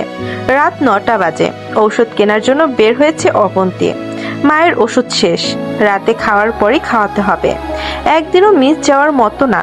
খুব দরকার বলে এত রাতে বের হতে হচ্ছে তাকে। রাত 9টা খুব একটা গাঢ় রাত না হলেও তাদের মতো মধ্যবিত্তদের কাছে অনেক রাত। গলির শেষ মাথায় তাদের বাসা। গলির রাস্তায় ল্যাম্পপোস্টের একটা লাইট ইদানিং জ্বলছে না। খুব বাজে একটা অবস্থা। বাজে ছেলেরা ওত পেতে থাকে এ সময়। কিন্তু কিছু করার নেই। ওষুধ দরকার। যদি তার ভাইয়া বেঁচে থাকতো তাহলে হয়তো এত রাতে তাকে একা এভাবে বের হতে হতো না। দীর্ঘশ্বাস ফেলে মেন রোডের কাছে একটা ফার্মেসিতে গিয়ে ওষুধ নেয় সে। বাবা ভাইয়া বেঁচে থাকলে তাদের কোনো অভাব ছিল না, এখনো নেই। তবে আগের থেকে আয় রোজগার কম, উচ্চ মধ্যবিত্ত বলা চলতো তাদের। একটা 5 তলা বিশিষ্ট বাড়ি আছে। বাবা ভাই মারা যাওয়ার পর বাড়ি ভাড়া দিয়ে চলছে তাদের মা মেয়ের। ঔষধ নিয়ে ফেরার পথে দূরে দুটো মেয়েকে দেখে থমকে দাঁড়ায় অবন্তী। তারা রাস্তায় বসে আইসক্রিম খাচ্ছে, একজন আরেকজনকে লাগিয়ে দিচ্ছে। কিছুক্ষণ পরপর খিলখিল করে হাসছে দুজন। চোখ ভরে ওঠে তুলির। বুক হঠাৎ ভারী হয়ে আসছে। নিজের ভারসাম্য রাখতে না পেরে ফুটপাতে বসে পড়ে। এক প্রকার হাউ মাউ করে কেঁদে দেয় সে। খুব মনে পড়ছে তিয়ানা আর তার ফেলে আসা সেই সুন্দর দিনগুলোর কথা। কোথায় হারিয়ে গেল সেসব? সবকিছু কেন তাকেই হারাতে হয়? তার কি হারানোর লগ্নে জন্ম হয়েছে? মেঘালয় তার খোঁজ না নিক, সে নেবে মেঘালয়ের খোঁজ। সেই ভাবনাতেই আজকের রাত মেঘালয়ের বাড়িতে কাটানোর প্ল্যান করেছে তিয়ানা। সবার খুব আদরের হওয়াতে এই বাড়িতেও তার নিজস্ব ঘর আছে। অবাক করা ব্যাপার হলো তার ঘরের ডেকোরেশন আর মেঘালয়ের ঘরের ডেকোরেশন এক। রুমের দরজার সামনে মাদুর থেকে শুরু করে আলমারি, খাট, ড্রেসিং টেবিল, দেয়ালের কালার সব এক। দুজনের ঘরও পাশাপাশি। নিজের ঘরে গিয়ে আলমারি থেকে নাইট ড্রেস বের করে ওয়াশরুমে যায় তিয়ানা। আলমারি তার জামা কাপড় রাখা আছে অনেক, নিজের বাড়ির থেকেও বেশি। প্রতিবার এসে কিছু না কিছু নতুন ড্রেস পাবেই সে। হয়তো মাম্মিম বা পাপ্পি কিনে রাখে তার জন্য। ফ্রেশ হয়ে এসে ড্রয়িং রুমে আয়েশ করে বসে টিভিতে কার্টুন দেখতে বসে তিয়ানা। আজ তার কোনো ফিল্ম দেয়নি। দেখা যাবে আবার সেদিনের মতো লজ্জাকর ঘটনা ঘটে যাবে, তাই আর রিস্ক নেয়নি সে। বাড়ির প্রত্যেকেই হসপিটালে, শুধু দুজন ছাড়া। এক সে, অন্যজন রুমা। রুমা মেঘালয়ের বাসায় থাকে। মমিতার হাতে হাতে ঘরের কাজ করে দেয়, নিজের পড়াশোনাও করে। রুমা এবার এসএসসি দেবে। রুমার সাথে তিয়ানার খুব ভাব, যাকে বলে গলায় গলায় মিল। বেশ রাত করে বাড়ি ফেরে সবাই। ঘরে ঢুকে কোনো দিকে নজর না দিয়ে ফ্রেশ হতে যায় মেঘালয়। শর্টস পরে গলায় তোয়ালে ঝুলিয়ে ওয়াশরুম থেকে বের হয় সে। খাটের কাছে এসে তিয়ানাকে তার ঘরে ঘুমোতে দেখে বিস্মিত মেঘালয়। ঘুমের ঘরে কি আবল তাবল দেখছে সে। চোখ ডোলে আবার তাকায় সে। না, ভ্রম না, তিয়ানা সত্যিই তার ঘরে এবং বিছানায় রাজত্ব করে ঘুমিয়ে আছে। ঢোক গিলে তিয়ানার থেকে চোখ সরিয়ে অন্যদিকে তাকায় মেঘালয়। তিয়ানার গেঞ্জি সরে গেছে। পেট দৃশ্যমান রাগ হয় মেঘালয়ের। এত বড় হয়েছে তারপরও ঘুমের ঠিক নেই তিয়ানার। তিয়ানাকে এভাবে দেখে অস্বস্তি হয় তার। অন্যদিকে ফিরে তিয়ানাকে ডাকে, তিনু তিনু ওঠ, এটা তোর না আমার ঘর। রাগে নিজের মাথার চুল খামচে ধরে মেঘালয়। তিয়ানাকে এখন না তুললে খুব বড় ভুল হয়ে যাবে। চোখ বন্ধ করে নিজেকে শান্ত করে ফুসফুস করে শ্বাস ফেলে তিয়ানার কাছে গিয়ে তাকে টেনে তোলে। হঠাৎ টানে ভয় পেয়ে যায় তিয়ানা। চোখ বন্ধ করে চিল্লিয়ে পড়ল, ভূত ভূত, আম্মু ভাইয়া ভূত মেরে ফেললো আমাকে। মেজাজ খারাপ হয় মেঘালয়ের। ধমকে উঠে বলল, বদমে চুপ, আর একবার চিল্লালে ভূতদের সাথে বেঁধে রেখে আসবো। আমার ঘুম হারাম করে ভূত ভূত করছে মহারানী। ততক্ষণে তিয়ানা চোখ খুলে মুখ হাঁ করে মেঘালয়ের খালি শার্টলেস শরীরের দিকে তাকিয়ে আছে। মেঘালয় তিয়ানাকে হাঁ করে তার দিকে এভাবে চেয়ে থাকতে দেখে অপ্রস্তুত হয়ে যায়। ধুম করে নিজের হাত দুটো মেয়েদের মতো করে শরীরে জড়িয়ে গা ঢাকার ট্রাই করে। আমতা করে বলল, এই এই, অমন রাক্ষসীদের মতো তাকায় আসোস কেন? খাইয়া ফেলবি নি? বড় ভাই হয়ে চোখ সরা, সরা চোখ। তোর দৃষ্টি তো ছেলেদের থেকেও তুখর। আমারে তো চোখ দিয়ে ধর্ষণ করে ফেলবি, বদ মেয়ে। মেঘালয় তিয়ানাকে হাঁ করে তার দিকে এভাবে চেয়ে থাকতে দেখে অপ্রস্তুত হয়ে যায়। থুম করে নিজের হাত দুটো মেয়েদের মতো করে শরীরে জড়িয়ে গা ঢাকার ট্রাই করে। আমতা করে বলল, এই এই, অমন রাক্ষসীদের মতো তাকায় আসোস কেন? খাইয়া ফেলবি নি? বড় ভাই হয়ে চোখ সরা, সরা চোখ। তোর দৃষ্টি তো ছেলেদের থেকেও তুখর। আমারে তো চোখ দিয়ে ধর্ষণ করে ফেলবি, বদ মেয়ে। মেঘালয়ের এমন আচরণে হতভম্ব হয়ে যায় তিয়ানা। কি হচ্ছে বুঝতে পেরে বিছানা থেকে তাড়াতাড়ি করে নেমে যায়। ঘুমের ঘোরে কোনো ঘরে ঢুকছে বুঝতে পারেনি সে। এক পলক মেঘালয়ের দিকে তাকায় তিয়ানা। মেঘালয় তখন 2 হাত শরীরে জড়িয়ে রেখেছে। তিয়ানা বলল, তুমি মেয়েদের মতো ওরকম গায়ে হাত পেঁচিয়ে রাখছো কেন ভাইয়া? আমি মোটেও তোমার দিকে হা করে তাকিয়েছিলাম না। ঘুম থেকে জেগে বুঝতে পারিনি কি হচ্ছে। আর আমি জানি তুমি ভাইয়া, তাই নজর দেওয়ার প্রশ্নই আসে না। আমার ভাইয়া নয়, সাইয়া আছে। কথা শেষ এক প্রকার দৌড়ে ঘর থেকে চলে যায় তিয়ানা। মেঘালয় শরীর থেকে হাত সরিয়ে বাম হাত কোমরে রেখে তিয়ানার যাওয়ার পথে বুড়ুকুটি করে তাকায়। তিয়ানা কি বলল? সাইয়া আছে মানে? এই মেয়েকে তো সে দেখে নেবে। ঘুমানোর জন্য বিছানায় শোয় মেঘালয়। হুট করে একটা কথা মনে পড়ল তার। তিয়ানা তাকে তুমি করে বলল না। অজান্তে ঠোঁটের কোণে হাসি চলে আসে মেঘালয়ের। নিজের ঘরে এসে দরজায় খিল আটকে দরজার সাথে লেগে দাঁড়ায় তিয়ানা। বড় বড় শ্বাস নেয় সে। আর চোখে আয়নায় নিজের প্রতিবিম্ব দেখে সে। ফর্সা গাল দুটো লজ্জায় লাল আভা ছড়িয়ে গেছে। কান থেকে কেমন গরম বের হচ্ছে। মেঘালয়কে এভাবে দেখে তার ইচ্ছে করছিল জাপটে ধরে থাকতে। তারপর যা হয় দেখা যাবে। তার ইচ্ছে করছে ছুটতে গিয়ে মেঘালয়কে জাপটে ধরে মেঘালয়ের সাথে মিশে যেতে। গলা শুকিয়ে যায় তার। কাপা কাপা হাতে পানি ঢেলে খায়। বুকের ভিতর ধরফর করছে। বিছানায় শুয়ে চোখ বন্ধ করে তিয়ানা। মেঘালয়ের জিম করা শার্টলেস 6 প্যাক বডি তার সামনে দৃশ্যমান। লজ্জায় খেপে উঠে চাদর খামচে ধরে সে। অবন্তীকে বাড়ি পৌঁছে দিয়ে গাড়িতে এসে বসে তিলাত। বাড়ি ফেরার পথে রাস্তায় ফুটপাতে বসে একটা মেয়েকে কাঁদতে দেখে অবাক হয় তিলাত। এত রাতে এক মেয়ে এভাবে রাস্তায় বসে কাঁদছে। কৌতূহলে গাড়ি থামিয়ে মেয়েটার কাছে যায় তিলাত। কোনো বিপদ পড়ল কিনা। তবে কাছে গিয়ে অবন্তীকে দেখে বেশ বিস্মিত সে। বলল, আরে অবন্তী না, তুমি এখানে এভাবে কাঁদছো কেন? হঠাৎ কারো কণ্ঠস্বর শুনে ভয়ে পেয়ে যায় অবন্তী। ভয়ে আতকে ওঠে পাশে তাকায়। তিলাতকে দেখে শান্ত হয় অবন্তী। অবন্তীর ভয়টা বুঝতে পেরে মৃদু হাতে তিলাত বলল, আমাকে চিনতে পারছো? আমি তিয়ানার ভাই। জি ভাইয়া। মৃদু স্বরে উত্তর দেয় অবন্তী। তুমি এত রাতে এখানে কি করছো? মায়ের ঔষধ শেষ হয়ে গিয়েছিল, তাই নিতে এসেছি। দূরত্ব বজায় রেখে অবন্তী পাশে ফুটপাতে বসলো। তিলাত বলল, তাই বলে রাত 12:30 ঘর থেকে বের হবে? যদি কোনো বিপদ হয় তখন? বিস্মিত হয় অবন্তী। অবাক হয় তিলাতের দিকে তাকায় সে। এত রাত কখন হলো? অবন্তীর দৃষ্টির মানে বুঝতে পেরে হালকা হাসে তিলাত, বলল, সময় দেখনি হয়তো, কিন্তু এভাবে কাঁদছিলে কেন? হাসার চেষ্টা করে অবন্তী বলল। তেমন কিছু না ভাইয়া। অবন্তীর চোখের কোণে জল লেগে আছে, কান্নারত মুখে মেকি হাসি। অন্যরকম সুন্দর লাগছে অবন্তীকে। বুকের ভিতর কেমন ধক কেঁপে উঠল তিলাতের। অদ্ভুত অনুভূতিতে ঘিরে ধরে তাকে। শ্বাসরুদ্ধকর অবস্থা হয় তার। ততক্ষণাৎ অবন্তীর থেকে দৃষ্টি সরিয়ে আশেপাশে দেখে সে। জিহ্বা ঠোঁট ভিজিয়ে বসা থেকে উঠে দাঁড়ায় তিলাত। ভিতরের অনুভূতি দাবিয়ে রেখে বলল, চলো তোমাকে পৌঁছে দেই। উঠে দাঁড়ায় অবন্তী, হালকা হেসে বলল, তার দরকার হবে না ভাইয়া, আমি চলে যেতে পারবো। অবন্তী তাকে ভাইয়া সম্বোধন হুট করে তার ভেতরটা তেতো হয়ে যায়, মাথা গরম হয়ে যায়। নিজের এমন মনোভাব নিজেরই অবাক হয় তিলাত।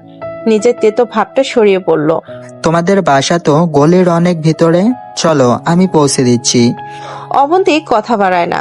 মনে মনে তারও বেশ ভয় লাগছিল এত রাত হয়ে যাওয়ায়। সে ভাবতেও পারেনি এত রাত হয়ে যাবে। তুলিকা ঘরে আসতে না দেখে বারবার দরজার কাছে গিয়ে উকি দেয়, দেখছে সাদিত। তুলিকা এখনো ঘরে আসছে না দেখে রাগ হয় সাদিতের। তুলিকা কি জানে না সে সাদিতের আশেপাশে থাকলে সাদিতের ভালো লাগে? পরক্ষণে ভাবে সে তো কখনো বলেনি তুলিকাকে, আবার নিজ মনেই বলে। এখন বলেনি তাতে কি, আগে তো বলেছি। তুলিকার তো জানা যে তার উপস্থিতি সাদিতের ভালো লাগে। ছেলের উপর রাগ হয় সাদিতের। বাপের প্রেমে হিটলার হয়ে ঢুকেছে। রাত 1টা বাজে, এখনো বাড়ি ফিরছে না। আর ছেলের চিন্তায় তার বউ তাকে ভুলে গেছে। মুখ ভার করে কতক্ষণ কাউচে বসে থাকে সাদিত, আবার উঠে হাঁটাহাঁটি করে বিছানায় বসছে। হাত ঘড়িতে টাইম দেখে বাইরে তাকিয়ে দেখার চেষ্টা করছে তুলিকা কি করছে। ছেলে মেয়েদের চিন্তায় তার বউ তাকে ভুলেই যাচ্ছে। বাহ! গাড়ির হর্নে শব্দ এক প্রকার লাফিয়ে ওঠে সাদিত। আজ ছেলের একটা হেস্তনেস্ত সে করবে। এমন হিটলারগিরি চলবে না তার বাড়িতে। দ্রুত হেঁটে বসার ঘরে যায়। তুলিকা দরজা খুলে পাশে দাঁড়ায়। তিলাত ভিতরে ঢুকে বাবার চুপসানো মুখের দিকে তাকিয়ে ভুরুকুটি করে ফেলে। মাকে ধরে বলল, তুমি এখনো জেগে আছো কেন? আম্মু ঘুমিয়ে যেতে আমার কাছে তো বাসার চাবি ছিল। ছেলেকে নিজে থেকে ছাড়িয়ে ডাইনিং টেবিলের দিকে যেতে যেতে বলল, তোরা বাড়ির বাইরে থাকলে আমার চিন্তা হয়, কেন বুঝিস না? এতবার করে বলি বেশি রাত করবি না, কিন্তু কে শোনে কার কথা? ফ্রেশ হয়ে আয়, খাবার দিচ্ছি। তুলিকার কথায় তাল মিলিয়ে সাদিত বলল, হ্যাঁ একদম।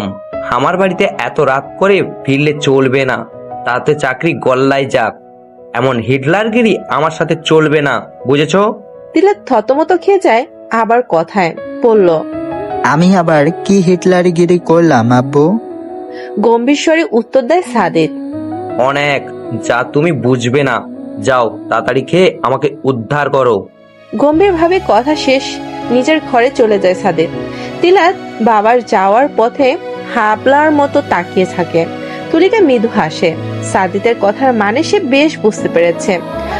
উপরে দেখাবে তাকে দেখতে পারে না, সহ হয় না, আবার উল্টো তাকে ছাড়া কিছু বুঝেও না। হাসে তুলিকা, প্রশান্তের হাসি। 20 বছর পরও তোর এই জেদ মানা যাচ্ছে না সাজিদ। এখন ছেলে মেয়েরা বড় হয়েছে, এবার অত্যন্ত সব ভুলে যা। ছুটির দিনে দুই পরিবার মিলে গেট টুগেদার আয়োজন করা হয়েছে। সেই সুবাদে সবাই চৌধুরী মেঘালয়দের বাড়িতে এসেছে। খাওয়া দাওয়া শেষে সাদিত এবং অফিক ছাদে আসে। সাদিত রাতের আকাশ দেখছিল। এই রাতের আকাশের মতো নিজের জীবনটা অন্ধকারে ঢাকা তার। অভিকের কথা বলা কথায় আকাশের দিক থেকে ফিরে অভিকের দিকে তাকিয়ে তাচ্ছিল্য হাসে এক প্রকার রাগ নিয়ে বলল সাদিদ। তোর মনে হয় আমি বেশি বেশি করছি? আমার রাগ জেদ কি জায়েজ না? সে কেন ফিরে এসেছে আমি বলেছি? আমি কি তার হাতে পায়ে ধরেছি? সাদিদের হঠাৎ রেগে যাওয়া হতবাক হয়ে যায় অভিক। সাদের দরজার কাছে গিয়ে দেখে কেউ আসছে কিনা। দরজা চাপিয়ে সাদিদের কাছে এসে তার কাঁধে হাত দিয়ে বলল, আসতে বল, কেউ শুনে ফেলবে। ছেলেমেয়েরা বড় হয়েছে, ওরা জেনে যাবে। জেনে গেলে জেনে যাবে। তিলাত মেঘালয় তো জানেই, বাকি তিয়ানা সেও জানুক। আমিও চাই সে জানুক। এত নাটক আমিও চাচ্ছি না। আমিও চাই এবার তিয়ানা জানুক ও যাকে মা বলে জানে সে তার মা নয়, মায়ের বোন। সে তার বাবাকে ঠকিয়ে পালিয়ে গিয়েছে। অভিক কঠোর কণ্ঠে বলল, কি বলছিস তুই? মাথা ঠিক আছে তোর? তুই এটা জানলে তুলি কতটা কষ্ট পাবে জানিস না? তিলার তুলির জন্য তুলি নিজে কখনো বাচ্চা নেয়নি। তাচ্ছিল্য হাসে সাদিদ, বলল, তুই তুলির কষ্ট দেখলি, কিন্তু আমি? থেমে যায় সাদিদ, গলা আটকে যাচ্ছিল। নিজে সামলে বলল, তুলি তো আমার জন্য ফিরে আসেনি, ওর বোনের কাছে দেওয়া প্রতিশ্রুতি রাখতে এসেছে। আমার সন্তান বলে তিলাত তিয়ানাকে নিজের টেনে নেয়নি, বোনের সন্তানদের নিজের কাছে টেনে নিয়েছে। আর যদি তুলি আমাকে না ঠকাতো তিলাত, তিয়ানা আমার আর তুলির সন্তান হতো। তিয়াসা আর আমার নয়।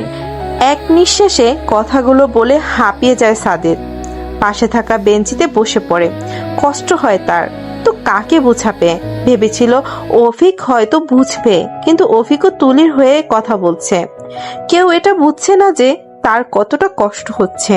যখন ভাবে তুলিকে কষ্ট দেবে না, সব ভুলে মেনে নেবে, ঠিক তখন তার মনে পড়ে তুলি তার জন্য ফিরে আসেনি, তিয়াশাকে দেয়া কথা রাখতে তার কাছে আসে। তার সন্তানদের মা হয়েছে। তিয়াশা যদি কখনো মারা না যেত, তখন কি তুলি কখনো ফিরে আসতো না। যে একবার বিশ্বাস ভাঙে সে বারবার ভাঙে, তাই সে তুলিকাকে বিশ্বাস ভাঙার দ্বিতীয় কোনো সুযোগ দেবে না। সাদিদ শান্ত তবে কঠোর স্বরে বলল, যার কাছে আমার মূল্য নেই, আমার ভালোবাসার মূল্য নেই, তাকে ক্ষমা করাও আমার পক্ষে সম্ভব নয়। অভি নিজের কথা শেষ করে ছাদের দরজা খুলে ছাদ থেকে চলে যায় সাদিদ। অভিক সাদিদের যাওয়ার দিকে তাকিয়ে দীর্ঘশ্বাস ফেলে। সাদিদ নিজের দিকে থেকে ঠিক ভুল তো কিছু বলেনি সে। ড্রয়িং রুমে বসে সবাই গল্প করছিল। সাদিদ ছাদ থেকে নেমে এক নজর সোফায় বসে থাকা তুলিকাকে দেখে তিলাতকে উদ্দেশ্য করে বলল, আমার কাজ পড়ে গেছে, যেতে হবে। তুমি তোমার মাকে নিয়ে ফিরো, আসছি। কথা শেষ করে দাঁড়ায় না সাদিদ। তিয়ানা ডাইনিং টেবিলের উপর বসে আপেল খাচ্ছিল। সাদিদের হঠাৎ এভাবে যাওয়া দেখে মায়ের দিকে তাকায় সে। তুলিকে মেয়েকে ইশারায় বলল বাবার পিছু পিছু যেতে। মায়ের ইশারা বুঝে তিয়ানা মুচকি হেসে চলে যায়। মেয়ের যাওয়ার দিকে দেখে দীর্ঘশ্বাস ফেলে তুলিকা। মৌমিতা তার দিকে সন্দেহ নিয়ে দেখে। তুলিকা হাসার চেষ্টা করে বলল, মেয়ে কোথায় তাকে দেখছি না। তুলিকা কথা ঘোরানোর চেষ্টা করছে, আবার হয়তো কিছু একটা ঘটেছে। বুঝেও না বোঝার ভান করে মৌমিতা। বুঝেও বা কি করবে, পরিস্থিতি তো চেঞ্জ হবে না। মৃদু হাসে মৌমিতা বলল, হসপিটালে গিয়েছে, কল আসলো, এমার্জেন্সি পেশেন্ট এসছে। তিলাত বসা থেকে উঠে দাঁড়িয়ে বলল, তোমরা কথা বলো, আমি আঙ্কেলের কাছে যাচ্ছি। আর আম্মু যাওয়ার সময় হলে আমাকে ডাকবে। উপর নিচ মাথা ঝাঁকিয়ে সায় দেয় তুলিকা। সাদিদ ড্রাইভিং সিটে বসে গাড়ি স্টার্ট দেয়। তিয়ানা এসে ফ্রন্ট সিটে বসে সিট বেল্ট বাঁধতে বাঁধতে বলল, হাই পাপা। মেয়েকে দেখে চোখ মুখের কঠোর ভাব সরিয়ে নেয় সাদিদ। মুচকি হেসে বলল, হ্যালো প্রিন্সেস। আমরা কই যাচ্ছি পাপা? কোথাও যেতে চাচ্ছ? দুষ্টু হেসে বলল তিয়ানা। লং ড্রাইভে গেলে মন্দ হয় না, অনেকদিন যাই না। সাদিদ ড্রাইভ করতে করতে বলল, ওকে মাই প্রিন্সেস। একটা গল্প বলবে পাপা? হাসে সাদিদ। মেয়েকে একবার দেখে প্রফুল্ল হেসে বলে, কি গল্প শুনতে চাও প্রিন্সেস? তোমার আর মমের লাভ স্টোরি। মুখ ফ্যাকাশে হয়ে যায় সাদিতে। হাসার চেষ্টা করেই বলল, আমাদের তো। কথা কেড়ে নিয়ে বলল তিয়ানা, আমি জানি তোমাদের রিলেশনশিপ ছিল পাপা। তুমি কি করে জানলে? তোমাকে একটা সিক্রেট বলবো পাপা, মমকে বলবে না। হাসে সাদিদ, বলল, বলবো না। চোখ ছোট ছোট করে হাত বাড়িয়ে প্রশ্ন করলো তিয়ানা। পাক্কা? সাদিদ হেসে মেয়ের হাইফাই করে বলল, পাক্কা? মমের ডায়েরি পড়ে জেনেছি পাপা। মমের ডায়েরি? উৎফুল্ল হয়ে বলল তিয়ানা। ইয়েস, ওখানে তোমার আর মমের ফার্স্ট মিট, ফার্স্ট ডেট সব লেখা আছে। মৃদু হাসে সাদিদ। তুলিকার ছোট থেকেই স্বভাব ছিল স্পেশাল মুহূর্তগুলো ডায়েরিতে লিখে রাখা। সাদিদ গাড়ি থামায়। দুজনে গাড়ি থেকে নেমে রাস্তার পাশে চায়ের দোকানে গিয়ে বসে। মজনু মিয়া তাদের দেখে হাসে। পান খাওয়ার লাল দাঁত দৃশ্যমান হয় তার। হেসে বলল, স্যার যে অনেকদিন পর আসলেন। বয়েন বয়েন। তিয়ানা আম্মা ভালো আছো? দোকানের লাগোয়া কাঠের বেঞ্চিতে বসে তারা। তিয়ানা বসে একগাল হেসে বলল, ভালো চাচা, আপনি ভালো আছেন? ভালো আম্মা, অনেকদিন পর আইলা তোমরা। সাদিদ বলল, কাজের চাপ, প্রিন্সের পড়াশোনার জন্য আসা হয়নি। অনেক পর লং ড্রাইভে বের হলাম আমরা বাপ বেটি। বলে শব্দ করে হাসলো সাদিদ। সাথে যোগ দিল দোকানদার। প্রায় রাতেই ভালো না লাগলে সাদিদ তিয়ানাকে নিয়ে লং ড্রাইভে বের হয় এবং তা তাদের দুজনের সিক্রেট। তাদের দলে এ সময় অন্য কাউকে নেওয়া হয় না, শুধু দুজনে। তিয়ানা এই সময় তার পাপাকে মনের সব কথা বলে। মজনু মিয়ার সাথে অনেকক্ষণ গল্প করে তারা। মজনু মিয়া খুব মজার মানুষ, তাকে তিয়ানা খুব পছন্দের। গল্প শেষ চা খেয়ে গাড়িতে যায় তারা। তিয়ানা বলল, পাপা, তোমাকে একটা সিক্রেট কথা বলার ছিল। সাদিদ হেসে বলল, এখনো বলনি? নতুন সিগারেট নাকি? তিয়ানা মন খারাপ করে বলল, হ্যাঁ। কি? পাপা, আই মিন লাভ। গাড়ি থামিয়ে ফেলে সাদিদ। হতবাক হয়ে যায় সে। বাবার থমথমে মুখ দেখে ভয় পেয়ে যায় তিয়ানা। শুকনো ঢোক গিলে সে। সাদিদ মেয়েকে ভয় পেতে দেখে হাসে। হেসে বলল, আমাকে কি হিটলার বাবা মনে হয়? তিয়ানার কথার মানে বুঝতে পেরে মাথা নাড়িয়ে না বুঝালো। সাদিদ হেসে হেসে বলল, তাহলে মুখ কাঁদো কাঁদো বানিয়ে রেখেছো কেন? তিয়ানা কিছু বলে বাবার দিকে তাকিয়ে থাকে। সাদিদ বলল, কার প্রেমে পড়েছো? গলা শুকিয়ে যায় তিয়ানার। এবার কি বলবে? সে মেঘালয়কে ভালোবাসে। এটা জানলে পাপা কেমন রিয়াক্ট করবে? ছোট ছোট স্বরে বলল, মেঘ ভাইয়া পাপা। সাদিদের মুখে হাসি স্বরে গিয়ে থমথমে ভাব চলে আসে তার।